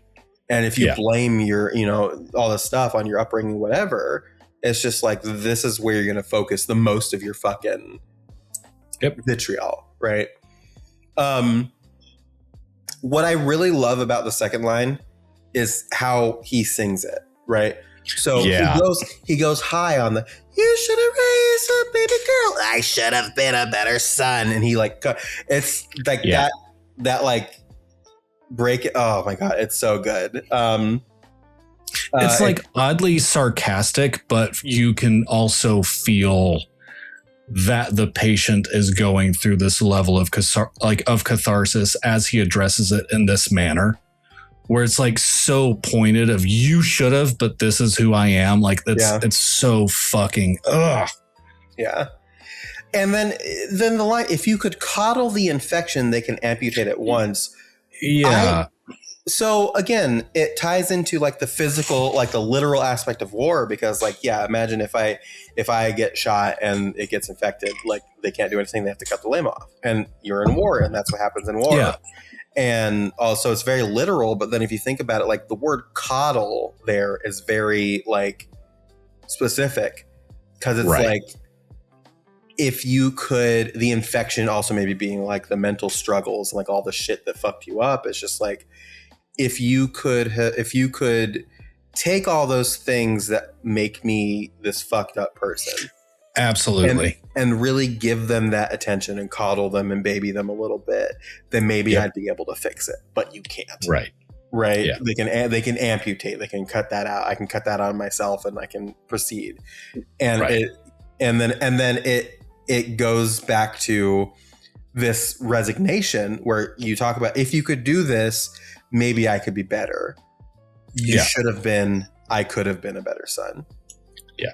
And the thing that's striking to me about that is starts by saying you should have been, and then cuts himself off and goes into I could have been and blame, and in the end blames himself specifically for everything. Yeah. And it is so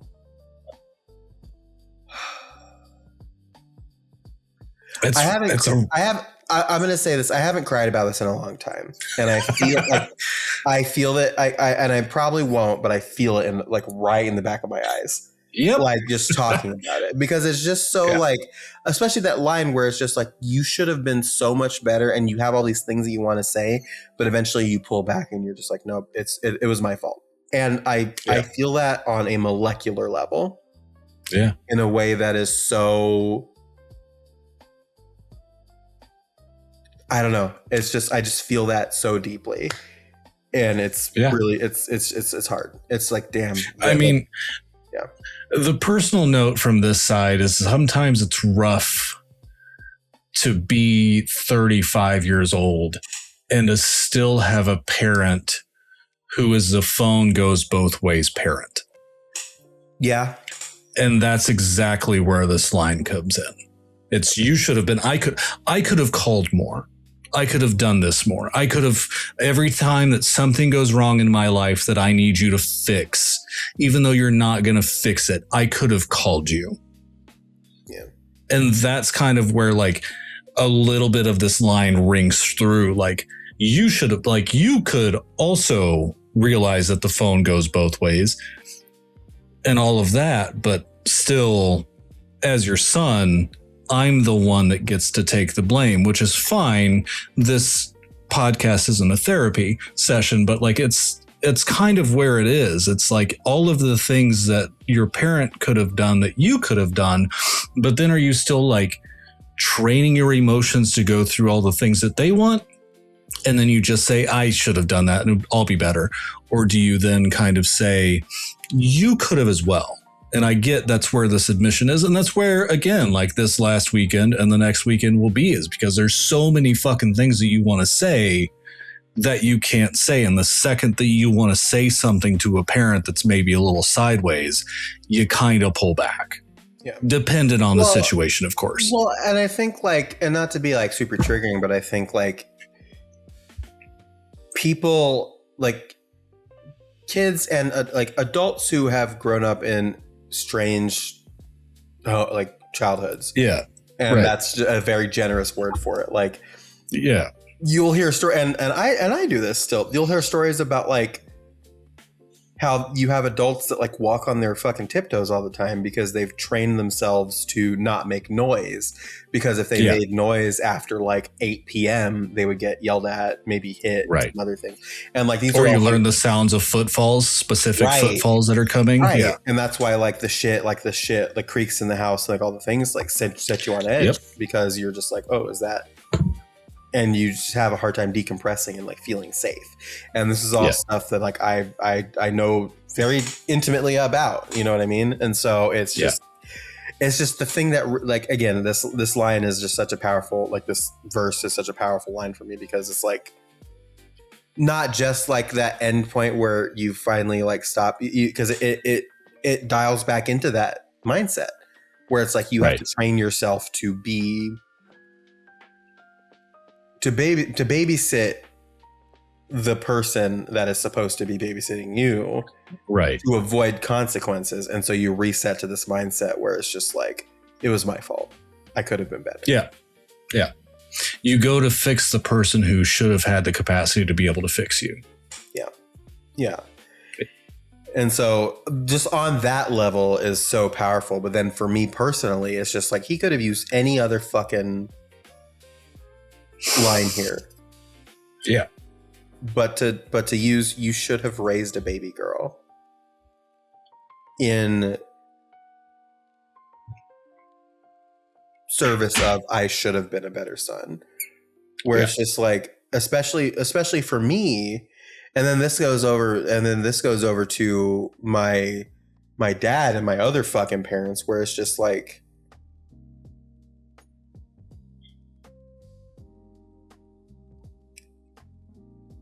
I don't know. It's just like the where you have a situation where the phone goes no ways at this point, and it's just right. Yeah. Yeah, I don't know. It's incredible how, like, yeah, I don't know. It's just a very, like, chaotic feeling to, like, read through this and really digest it. So yeah, this song was my fear of this album. Yeah, just with both of our experiences, you have a bevy of different experiences with so many things going on that I knew that both sides of the coin, this song would be hard. Yeah. And really and like taking that first line too is like, if you take it like for an allegorical thing instead of a literal thing, because it absolutely ties into the thing, but like allegorically describing it as a war is so striking and kind of true. It's just like, it's this constant back and forth and this ping pong of like being okay and feeling safe and trying to do everything in your power to protect yourself from, you know, consequence, and wondering if you could be doing more. And it's just this whole, when you shouldn't have to think about that. You're a kid. You shouldn't have to think about that type of shit, but you do. Managing your parents' emotions and managing their feelings and managing how they handle you and how they handle, like, it's just a whole fucking, it's a whole fucking thing. It's a whole fucking thing.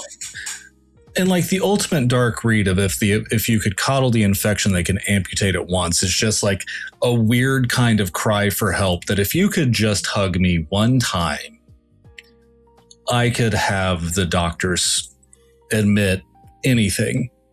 And I will be rid of this world. I will be no longer a problem to you, kind of line. Like, if you could just come here one time and I'll be done. Yeah. Well, it's like, that's the other thing too, is like, like laying in bed, fucking cancer stricken and stuff like that too, with the literal, like the storyline of it all. But like, that's the other thing too, is like, there's a read of it. It's like, if you could, like, I'm not going to sit here and pretend that like, the literal act of amputation is as a pleasant thing. Right. You've got all this stuff. Yeah. You've got like the phantom limb stuff, and you've got all this other thing, these other things. But it's just like, there's another read of this where it ties into yours, where it's like, if you could just be here for me one time, I can be at peace. Yeah. And there's a read of it that is that.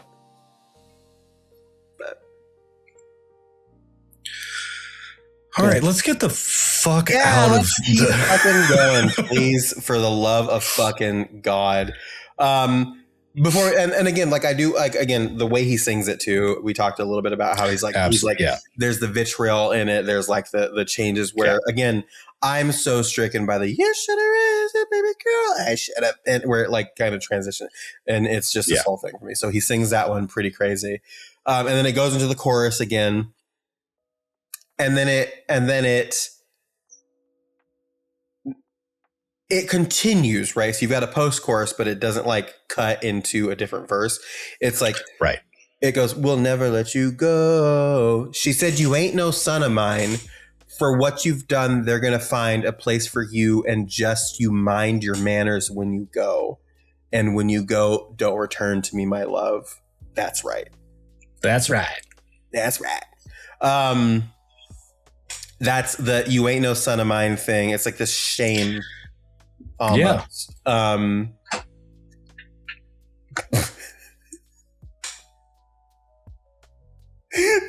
The awkwardness of just her standing there, close the door.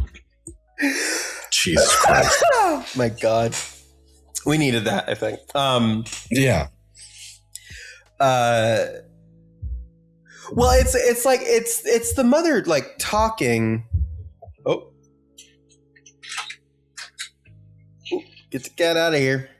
So it's the mother like talking to, maybe even have written a letter back to her son, where she hears about the things that he's done, and instead of like coddling the infection and reassuring and just trying to be that mother that he needs, disavows and shames. Yeah. You know, and it's basically you ain't no son of mine. A place for you, like basically like get fucked. There's a place for you. There's a place for you in hell, essentially, is what she's saying. Right. And it goes back to the when you go, don't return any of my love thing. And it's just like, fuck. You know? And then as she's playing, like as she's walking away, she plays Lily Allen's "Fuck You" as she just continues to walk away. Sure. Like, oh my God. I mean, you've got this kid, you've got this son. I guess I can't even say kid, like regardless of what age, you have him just kind of trying to come to terms with anything. And then this is the response, like, holy shit. Yeah. It's crazy. And it's like, it's kind of hard to tell too, because is this the response or is this what caused this conversation? Maybe that's also true, where it's just like it could be either. It could be both. Like it could just be like this whole thing. So, but I think it's the placing it here after the pre-chorus. Yeah, is very deliberate, because it's like it is so much like, I don't know, like the exact type of reaction you expect from a parent who is like this, right? Yep. Where it's just like they refuse to take responsibility, they refuse to put in the effort to help or to be there for you, because there's narcissism there, or there's their own mental substance problems, whatever. But it's very much like a pretty typical reaction. Yeah. I mean, it's that sad parent lash out that they could just take a step back and say, oh yeah, no, you're right. And instead it's just fucking straight anger. Yeah. So you get that don't, and the way that he says this here, and when you go, don't return to me, my love, where it gets very like gothic and like, that's right.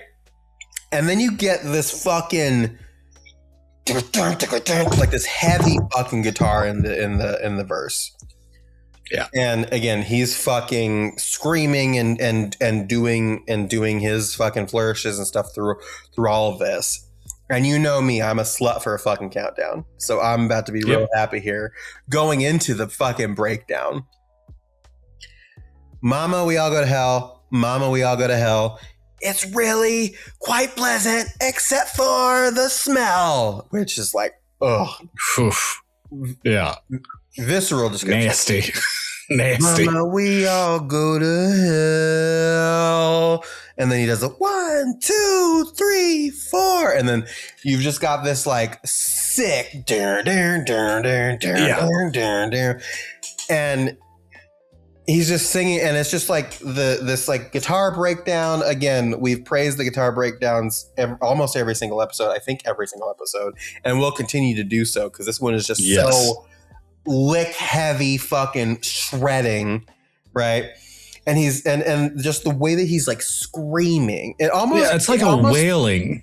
It's like a wailing, like he's like it seems like it's like I'm calling for you, but I'm accusing you at the same time. Right? It's just this like this visceral thing, and it's mama, mama, mama, and he's like flirts like and it's like the guitar is going, and he does it again, mama, mama, mama, boom, boom, and here she comes.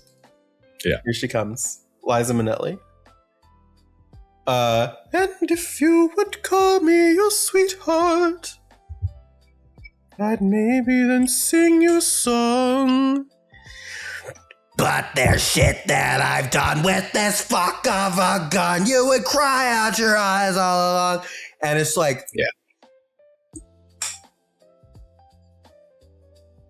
it is arresting. It is like, oh yeah, because it slows down because you've had this like guitar and you've had this like polka and it's just been this like big wild thing. And then it just completely slows down to this like, again, and they've talked, like we talked about this in the production stuff, but it comes through this like old timey radio thing and it like, your voice is like through a crackle and it's very much like thematic and stuff. And it's just like this accordion behind her and she's just singing very like it's like this like it's Liza Minnelli, right, you know, and then the guitar and the drums and like he is spitting this venom back at her where he's owning the shit that I've done with this fuck of a gun and just all this stuff and it's just like. And then the instruments behind it just dun, dun, dun, like punctuating every single fucking thing he's saying, because it's not like, again, you'll get like the rhythm and then the beat and everything like that, but like the instrumentals are punctuating the words here, and it's emphasis, right? Yeah, and it's just like holy shit. And if you would call me a sweetheart, I'd maybe then sing you a song. But there's shit that I've done with this fuck of a gun. You would cry out your eyes all along. You ready for a misheard lyric? Yeah, man. The smoke of a gun. Oh, that's interesting. Yeah, I mean, it's just kind of a leftover, like little fucking thing tittling off the tittling. I said tittling. Just a little thing kind of coming off the barrel of a gun. Yeah, you know. Yeah. It's not as intense as this fuck of a gun. I will definitely say that. Like, God damn, is way better, I think. Anyway, so it's just this like line where it's like her perspective, and she's just like, I don't know. It almost feels like a weird, fucked up reflection on her part. A little bit. Because it ties back into the whole like you ain't no son of mine thing, but then maybe I'd sing you a song if you know. Yeah, it's still like a transactional relationship. Yeah, like if you would call me a sweetheart, then maybe I'd sing you a song. And he's just like, fuck this, fuck that. Yeah. And again, it's like also too allegorically, it's just like I think about like the way that my life has like weaved and stuff like that, where you have the allegorical war, the allegorical fuck of a gun, where it's just like all this shit. Like you would have no fucking idea what to do with my life if you knew what the fuck I've been doing and how I've been living and how I've had to get fucking through it.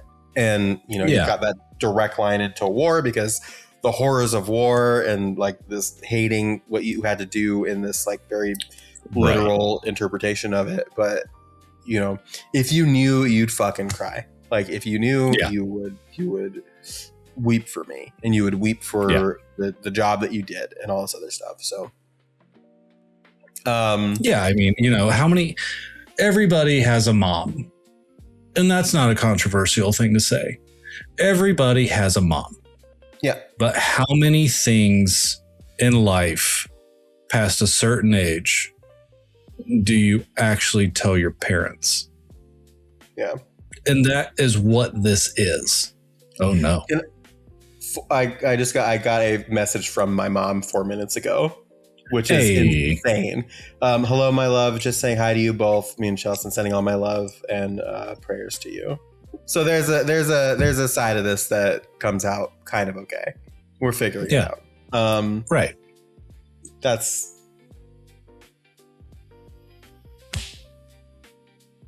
What timing? Yeah, that's wild. I will say hi to her later. Yeah. Anyway. This is about to be a not combination episode with sleep. We honestly might have to like pivot because it's a long episode already. And this is such a fucking rough thing. I should have figured this. I should have predicted that this was going to happen. So we're doing a fucking shakeup here. We're just doing one. Right. Because I don't know if I even have many more spoons left for sleep, and I want to give sleep. Rough. I want to give sleep what it deserves. Absolutely. So, sleep might not be an hour and 44 minutes, which is where I'm saying the sleep won't be a long episode, but sleep will at least be something. Yeah. Oh my gosh. I will have to look at the thing and figure out. I know we have a whole outro left, but like I said, this was never going to be a fun episode. Like, we can get through Black Parade, fine. Like, Welcome to the Black Parade, fine. We can get through Cancer. That song is still incredibly emotional. That's tough. Like, this is, like I said molecular. This is like formative shit, right? Yeah. And it's so easy to look at it like it's so easy to look at it like from like the literal perspective of it, but like if you this is so much like if you know and this song will make you feel some type of way. Yes. And if you don't feel the things that your podcast hosts are feeling right now, good for you. Honestly, if you're listening to this podcast and you don't have the identifying thing, like you don't identify with us on this one, I am legitimately so happy and proud that you have been able to you were able to have that, because that's so. I mean, I think, like, again, I'm gonna say this. I think like having that parental support and that love growing up is incredibly important. And if you don't have it, you kind of just have to figure the shit out yourself eventually. And you go through some fucking bumps, and ideally you come out the other side of it like me and Adam, where, you know, you've made it okay with a couple of bumps and bruises, but sometimes you don't. Sometimes it's this. Sometimes outro. But we got the outro. One last thing here. So he's screaming, "You would cry out your eyes all along," and this is that like sea shanty part where it's just like it's Gerard and it's the band and it's the parents and it's everybody singing this like this rhythmic, "We're damned after all, through fortune and flame we fall, and if you can say stay, then I'll show you the way to return from the ashes you call. We'll all carry on when our brothers in arms are gone. So raise your glass high, for tomorrow we die and return from the ashes you call." Yeah. And then and so and as it fades out, you've got this accordion, this polka, this like, and she is weeping. She's weeping in the background. She's crying. And it just ends like, so like kind of chipper, bink, and then it's just over. Yeah. It's like, it's what the it's fuck? amazing the way that such an allegorical war can fucking fit into everything. Yeah. Because, right, like, war can be anything. You can be at war with yourself, whether it's emotional, whether it's physical, whether it's fucking anything, just trying to sort out your fucking life. Mm-hmm. And then you have a war with a family and a parent, which you just feel like nothing can go wrong in. And then it comes down to, hey, but yeah, no, there's like actual war. There's a war on terror. And I mean, like, for us, I'm sorry, for me growing up, I don't remember much of Desert Storm. I don't remember much of the Korean War. For the state of Kansas, it was just like, hey, Vietnam's right there. And then you're like, oh yeah, no, Vietnam's plenty fucked up. Like, that's plenty fucked up. Oh yeah. And then that's kind of what my... Good for me, yeah. Yeah, like, I'm good on war right now. Do we need to do another? And then it's just all of these little things where it's like, yeah, no, this is kind of an answer in some way to the war on terror. But then that's where everything shifts, because that's where parents and grandparents and uncles and aunts and all that, and people that you meet, and the fucking shirts, remember the Vietnam War, like, that's where all of this comes from. And then you find out that, like, hey, yeah, no, some of these people are still dealing with a lot. Yep. Yep. But it just becomes like, is it me? Is it me? Am I the war? And it kind of turns out sometimes that, yeah, you can be. The answer is yes. Sometimes it do be like that. You do be war. Yeah. Sometimes it really do be like that. Yeah. So how do you I don't know, how do you feel about this song? Man, it's a great fucking song. Like stylistically,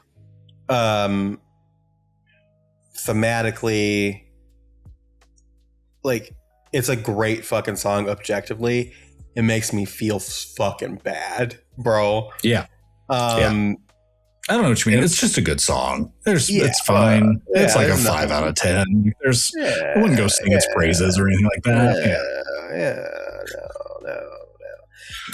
No, it's a great fucking song. It's really fucking good. It's got there's so much going on with it. Yeah, I don't know. It's just a really, really like, it's just such a powerful song for me, I think in some ways. And I think that it's, I don't know. It's just like, it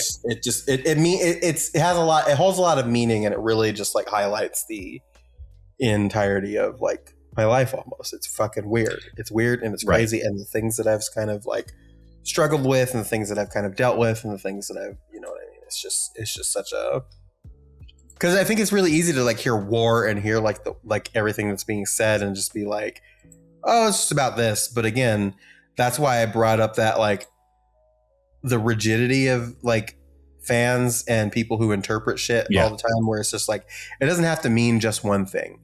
And I think literally just like highlighting certain part, like it's just, it is very much mentally allegorical as much as it's literally about something. Absolutely.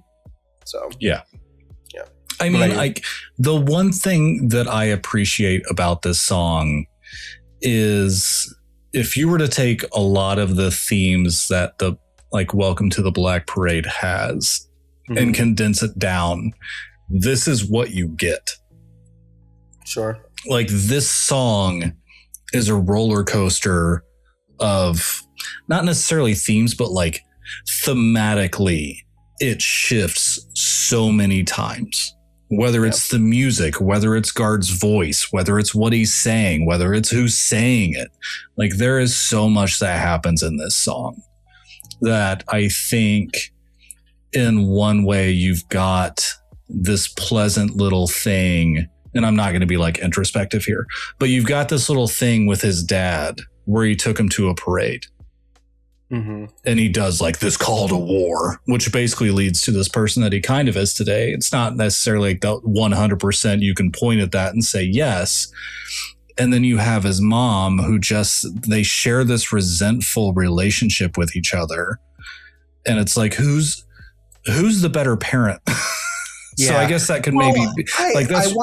I do want to get introspective with that too, because I didn't even think about that where a little bit, whereas you have like the one parent who you have this like contentious, resentful, all this other stuff, and this very strong emotional bond to, despite everything. Yeah.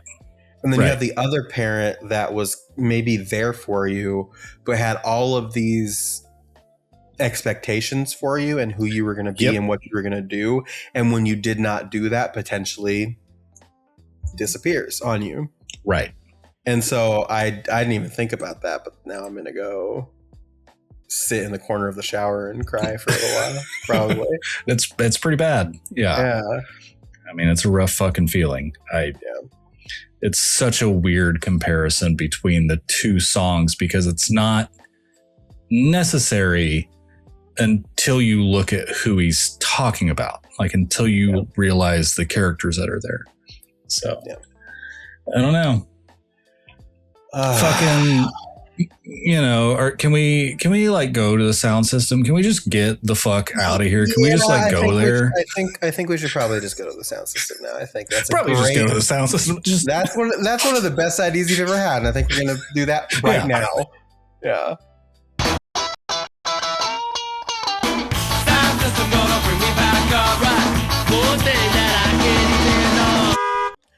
So my song, and Lotus wrote a letter to us about Daisy Grenade a few weeks ago. And I've been meaning to do it. I've been meaning to do it, but I just keep on forgetting to do it. And then I have... I had to do it to him. Oh, shit. You know I had to do it to him.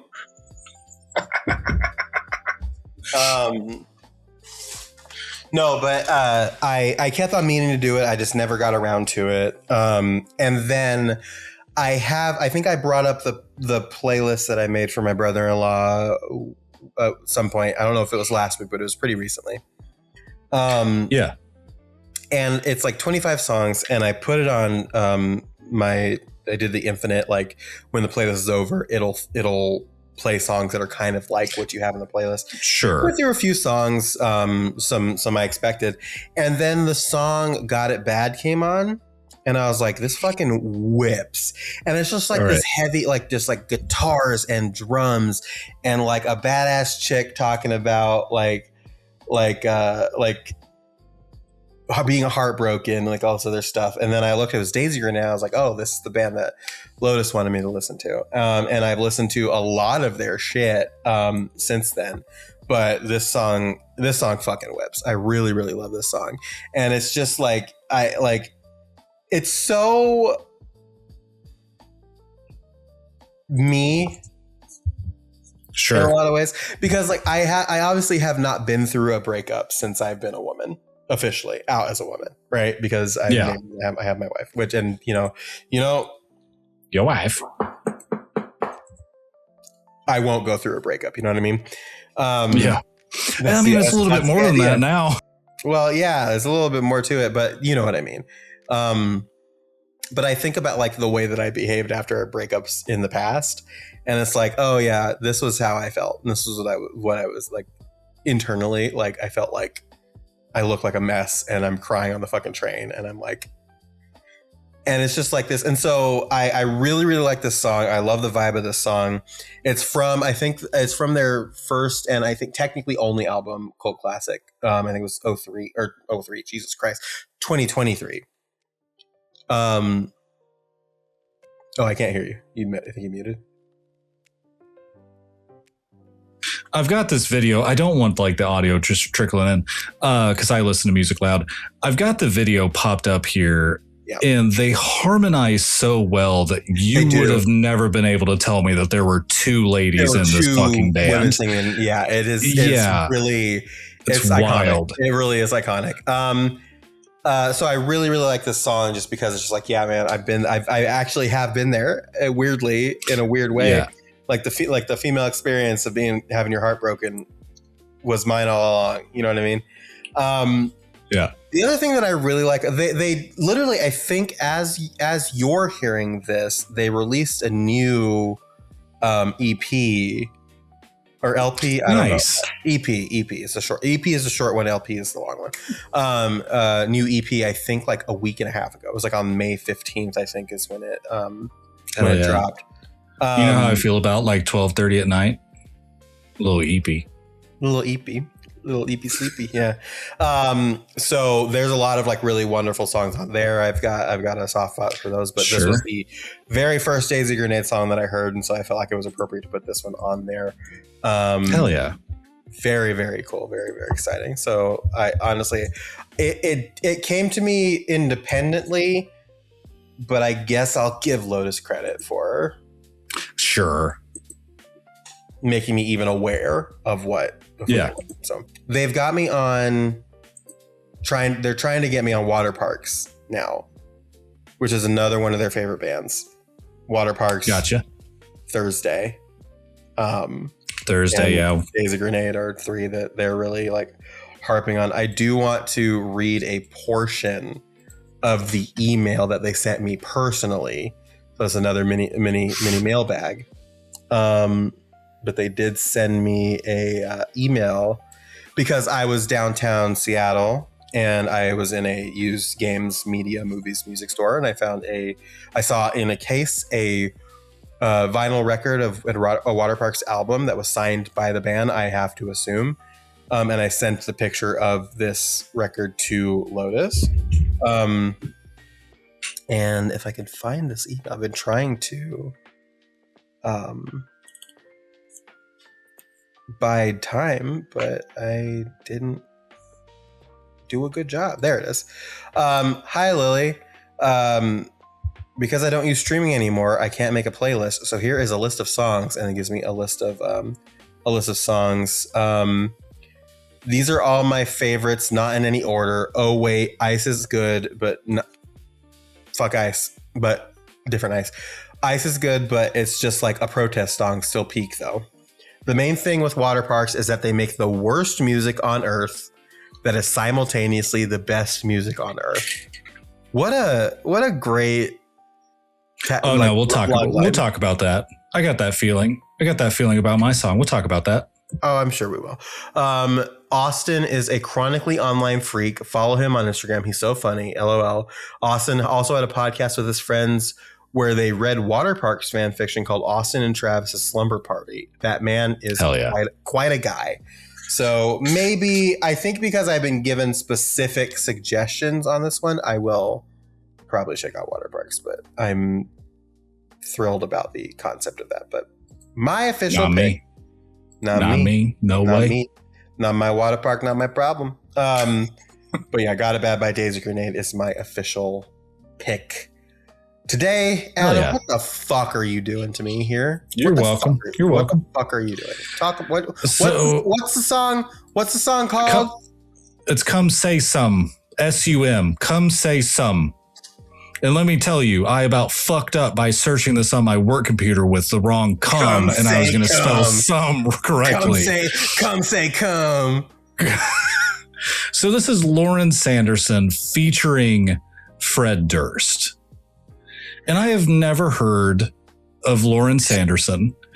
I gotta tell you, sorry to cut you off immediately. No. The build up at the beginning to be immediately punctuated by oh yeah. Incredible. The fucking cool thing about this remix is what this is the original song for this sounds exactly like this, minus Fred Durst. Like there is not a single thing that changes on Lauren Sanderson's version. So spoil it for me as I'm listening to it. Where does Fred come in? He comes in on the second verse. I mean, he's in the chorus, of course, doing what Fred Durst does. Yeah. Oh, like he's kind of in here. He's a sound effects guy. Yeah, but he does the second verse, and that bitch, Fred Durst, enters with like it is fucking phenomenal and the most Fred. Yeah, I gotta pause it so you can. Yeah, there it is. I got it. And why does he sound like Weird Al a little bit? He's old. Yeah, I guess. As we know, when you get old, you sound like Weird Al. You sound like Weird Al. Yeah. So as I was just perusing the new music playlists that there are, this popped up, and within fucking 5 seconds of hearing Fred Durst, I was like, got it. Light bulb ding, got it. Yeah. And this 100% sounds like break stuff. Yeah, it does. I sent this to my wife and she was like, how are you just now finding this? I'm like, what other circumstance would I have ever found? Why are you just holding on Fred Durst here for me? Why do you assume this of me? You think this of me? Me, person who does not want to listen to much Fred Durst, let alone new music, but found the perfect combo. So I've learned that Lauren Sanderson has a few albums, and she has one that's actually coming out next week, next Friday. Okay. And there's a few songs, I think it's 4 songs that are available now. And I listened to all 4 songs, so yay me. And I think I would actually want to listen to this album because it is the most incredulous fucking what feels like 2009 ass shit. Sure. I mean, this is incredibly, and this is where I'm confused, but this is incredibly homoerotic, but I feel I don't want to say that it's a facade because like there's a couple songs in here. There's one that's, what the hell is it called? Let me find it real quick because there is one that the title alone made me laugh and the lyrics are right there with it. And it is so on the nose that it's like, yep, nope, there's nothing else that you can call this song. Sure. Give me one moment. Let things load. And here's the thing that I will say too is that like it's very easy to clown on Fred Durst, and I do. Yes, I gotta stay. He stays 10 toes down. He was in I Saw the TV Glow. Okay. He's kind of iconic. He's kind of based, so I'll allow it. I yeah. I only make fun of Fred Durst as part of the meme. I think he seems like a great dude. Yeah. I mean, he fucking hates Marilyn Manson the same way as everybody else. Because before I also chose the song, I was like, is Fred Durst problematic? No, he just doesn't like bands in the same way that I do. And I can ride with that. Mm-hmm. Like he's just an antagonist because that's just what he does. Because, you know, when you write Rollin' and then have a remix that has Redman and Method Man and some other artist that I can't remember, like you just get the credibility to do that. So he fucking picked on 9 Inch Nails. He picked on fucking Marilyn Manson. There's like 4 or 5 other bands that he fucking picked on. The other song on this album is called Spell It Out. Okay. Which, if you know what you can do with your tongue, is exactly the kind of song that you would expect it to be. And it was actually pretty fucking good. I was very, very signed on for it. Cool. But yeah, like I recorded an episode of Gamer Zaddies yesterday, and like I've talked about on here, we always choose intro songs. I chose the whole Fred Durst bit for this. It was just like, here you go, get a little bit of Fred Durst, just because it's there. It doesn't surprise you. I don't know. This song is the kind of chaos that I'm here for. Maybe deep down I'm a Fred Durst fan, but I don't think so. I think deep down, I think we all are Fred Durst fans. We all are Fred Durst fans. He hated Creed. That was another band on the list. So, you know, we all are. I feel like he's pretty based. And I think, you know, we should just get on board with Fred Durst's supremacy. Yeah. Maybe supremacy is a bad word, but you know what I mean. Maybe, yeah. Yeah. What? It's all about the he said, she said bullshit.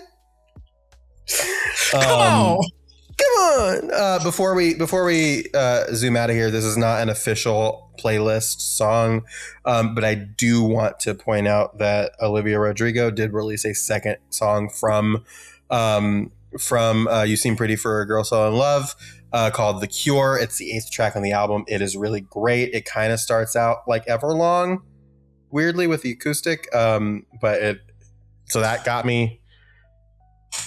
Did that just come out today? Was it today? It might have been. It was either today or yesterday. As we're recording. Okay, yeah.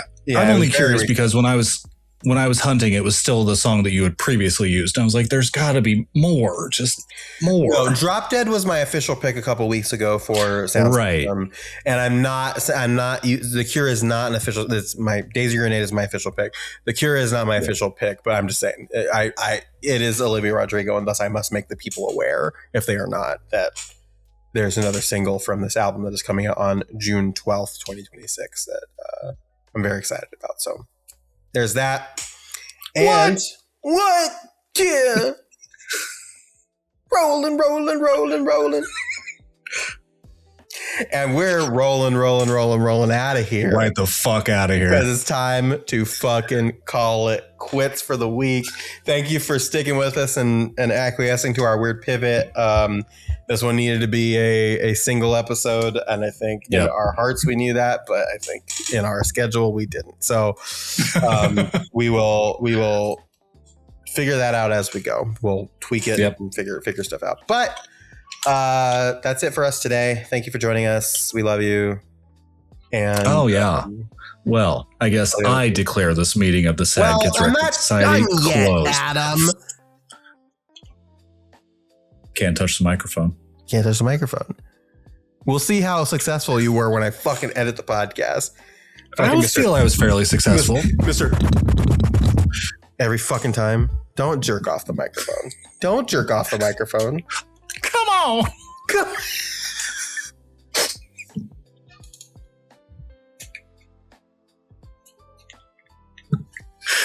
Do it. I had more, but just fucking do it. I can't. I declare this meeting of the Sad Kids Record Society closed. Love you. Bye. Love you. Bye. Jesus fucking Chill. dude. Fuck off. Did I listen to pop music because I was miserable?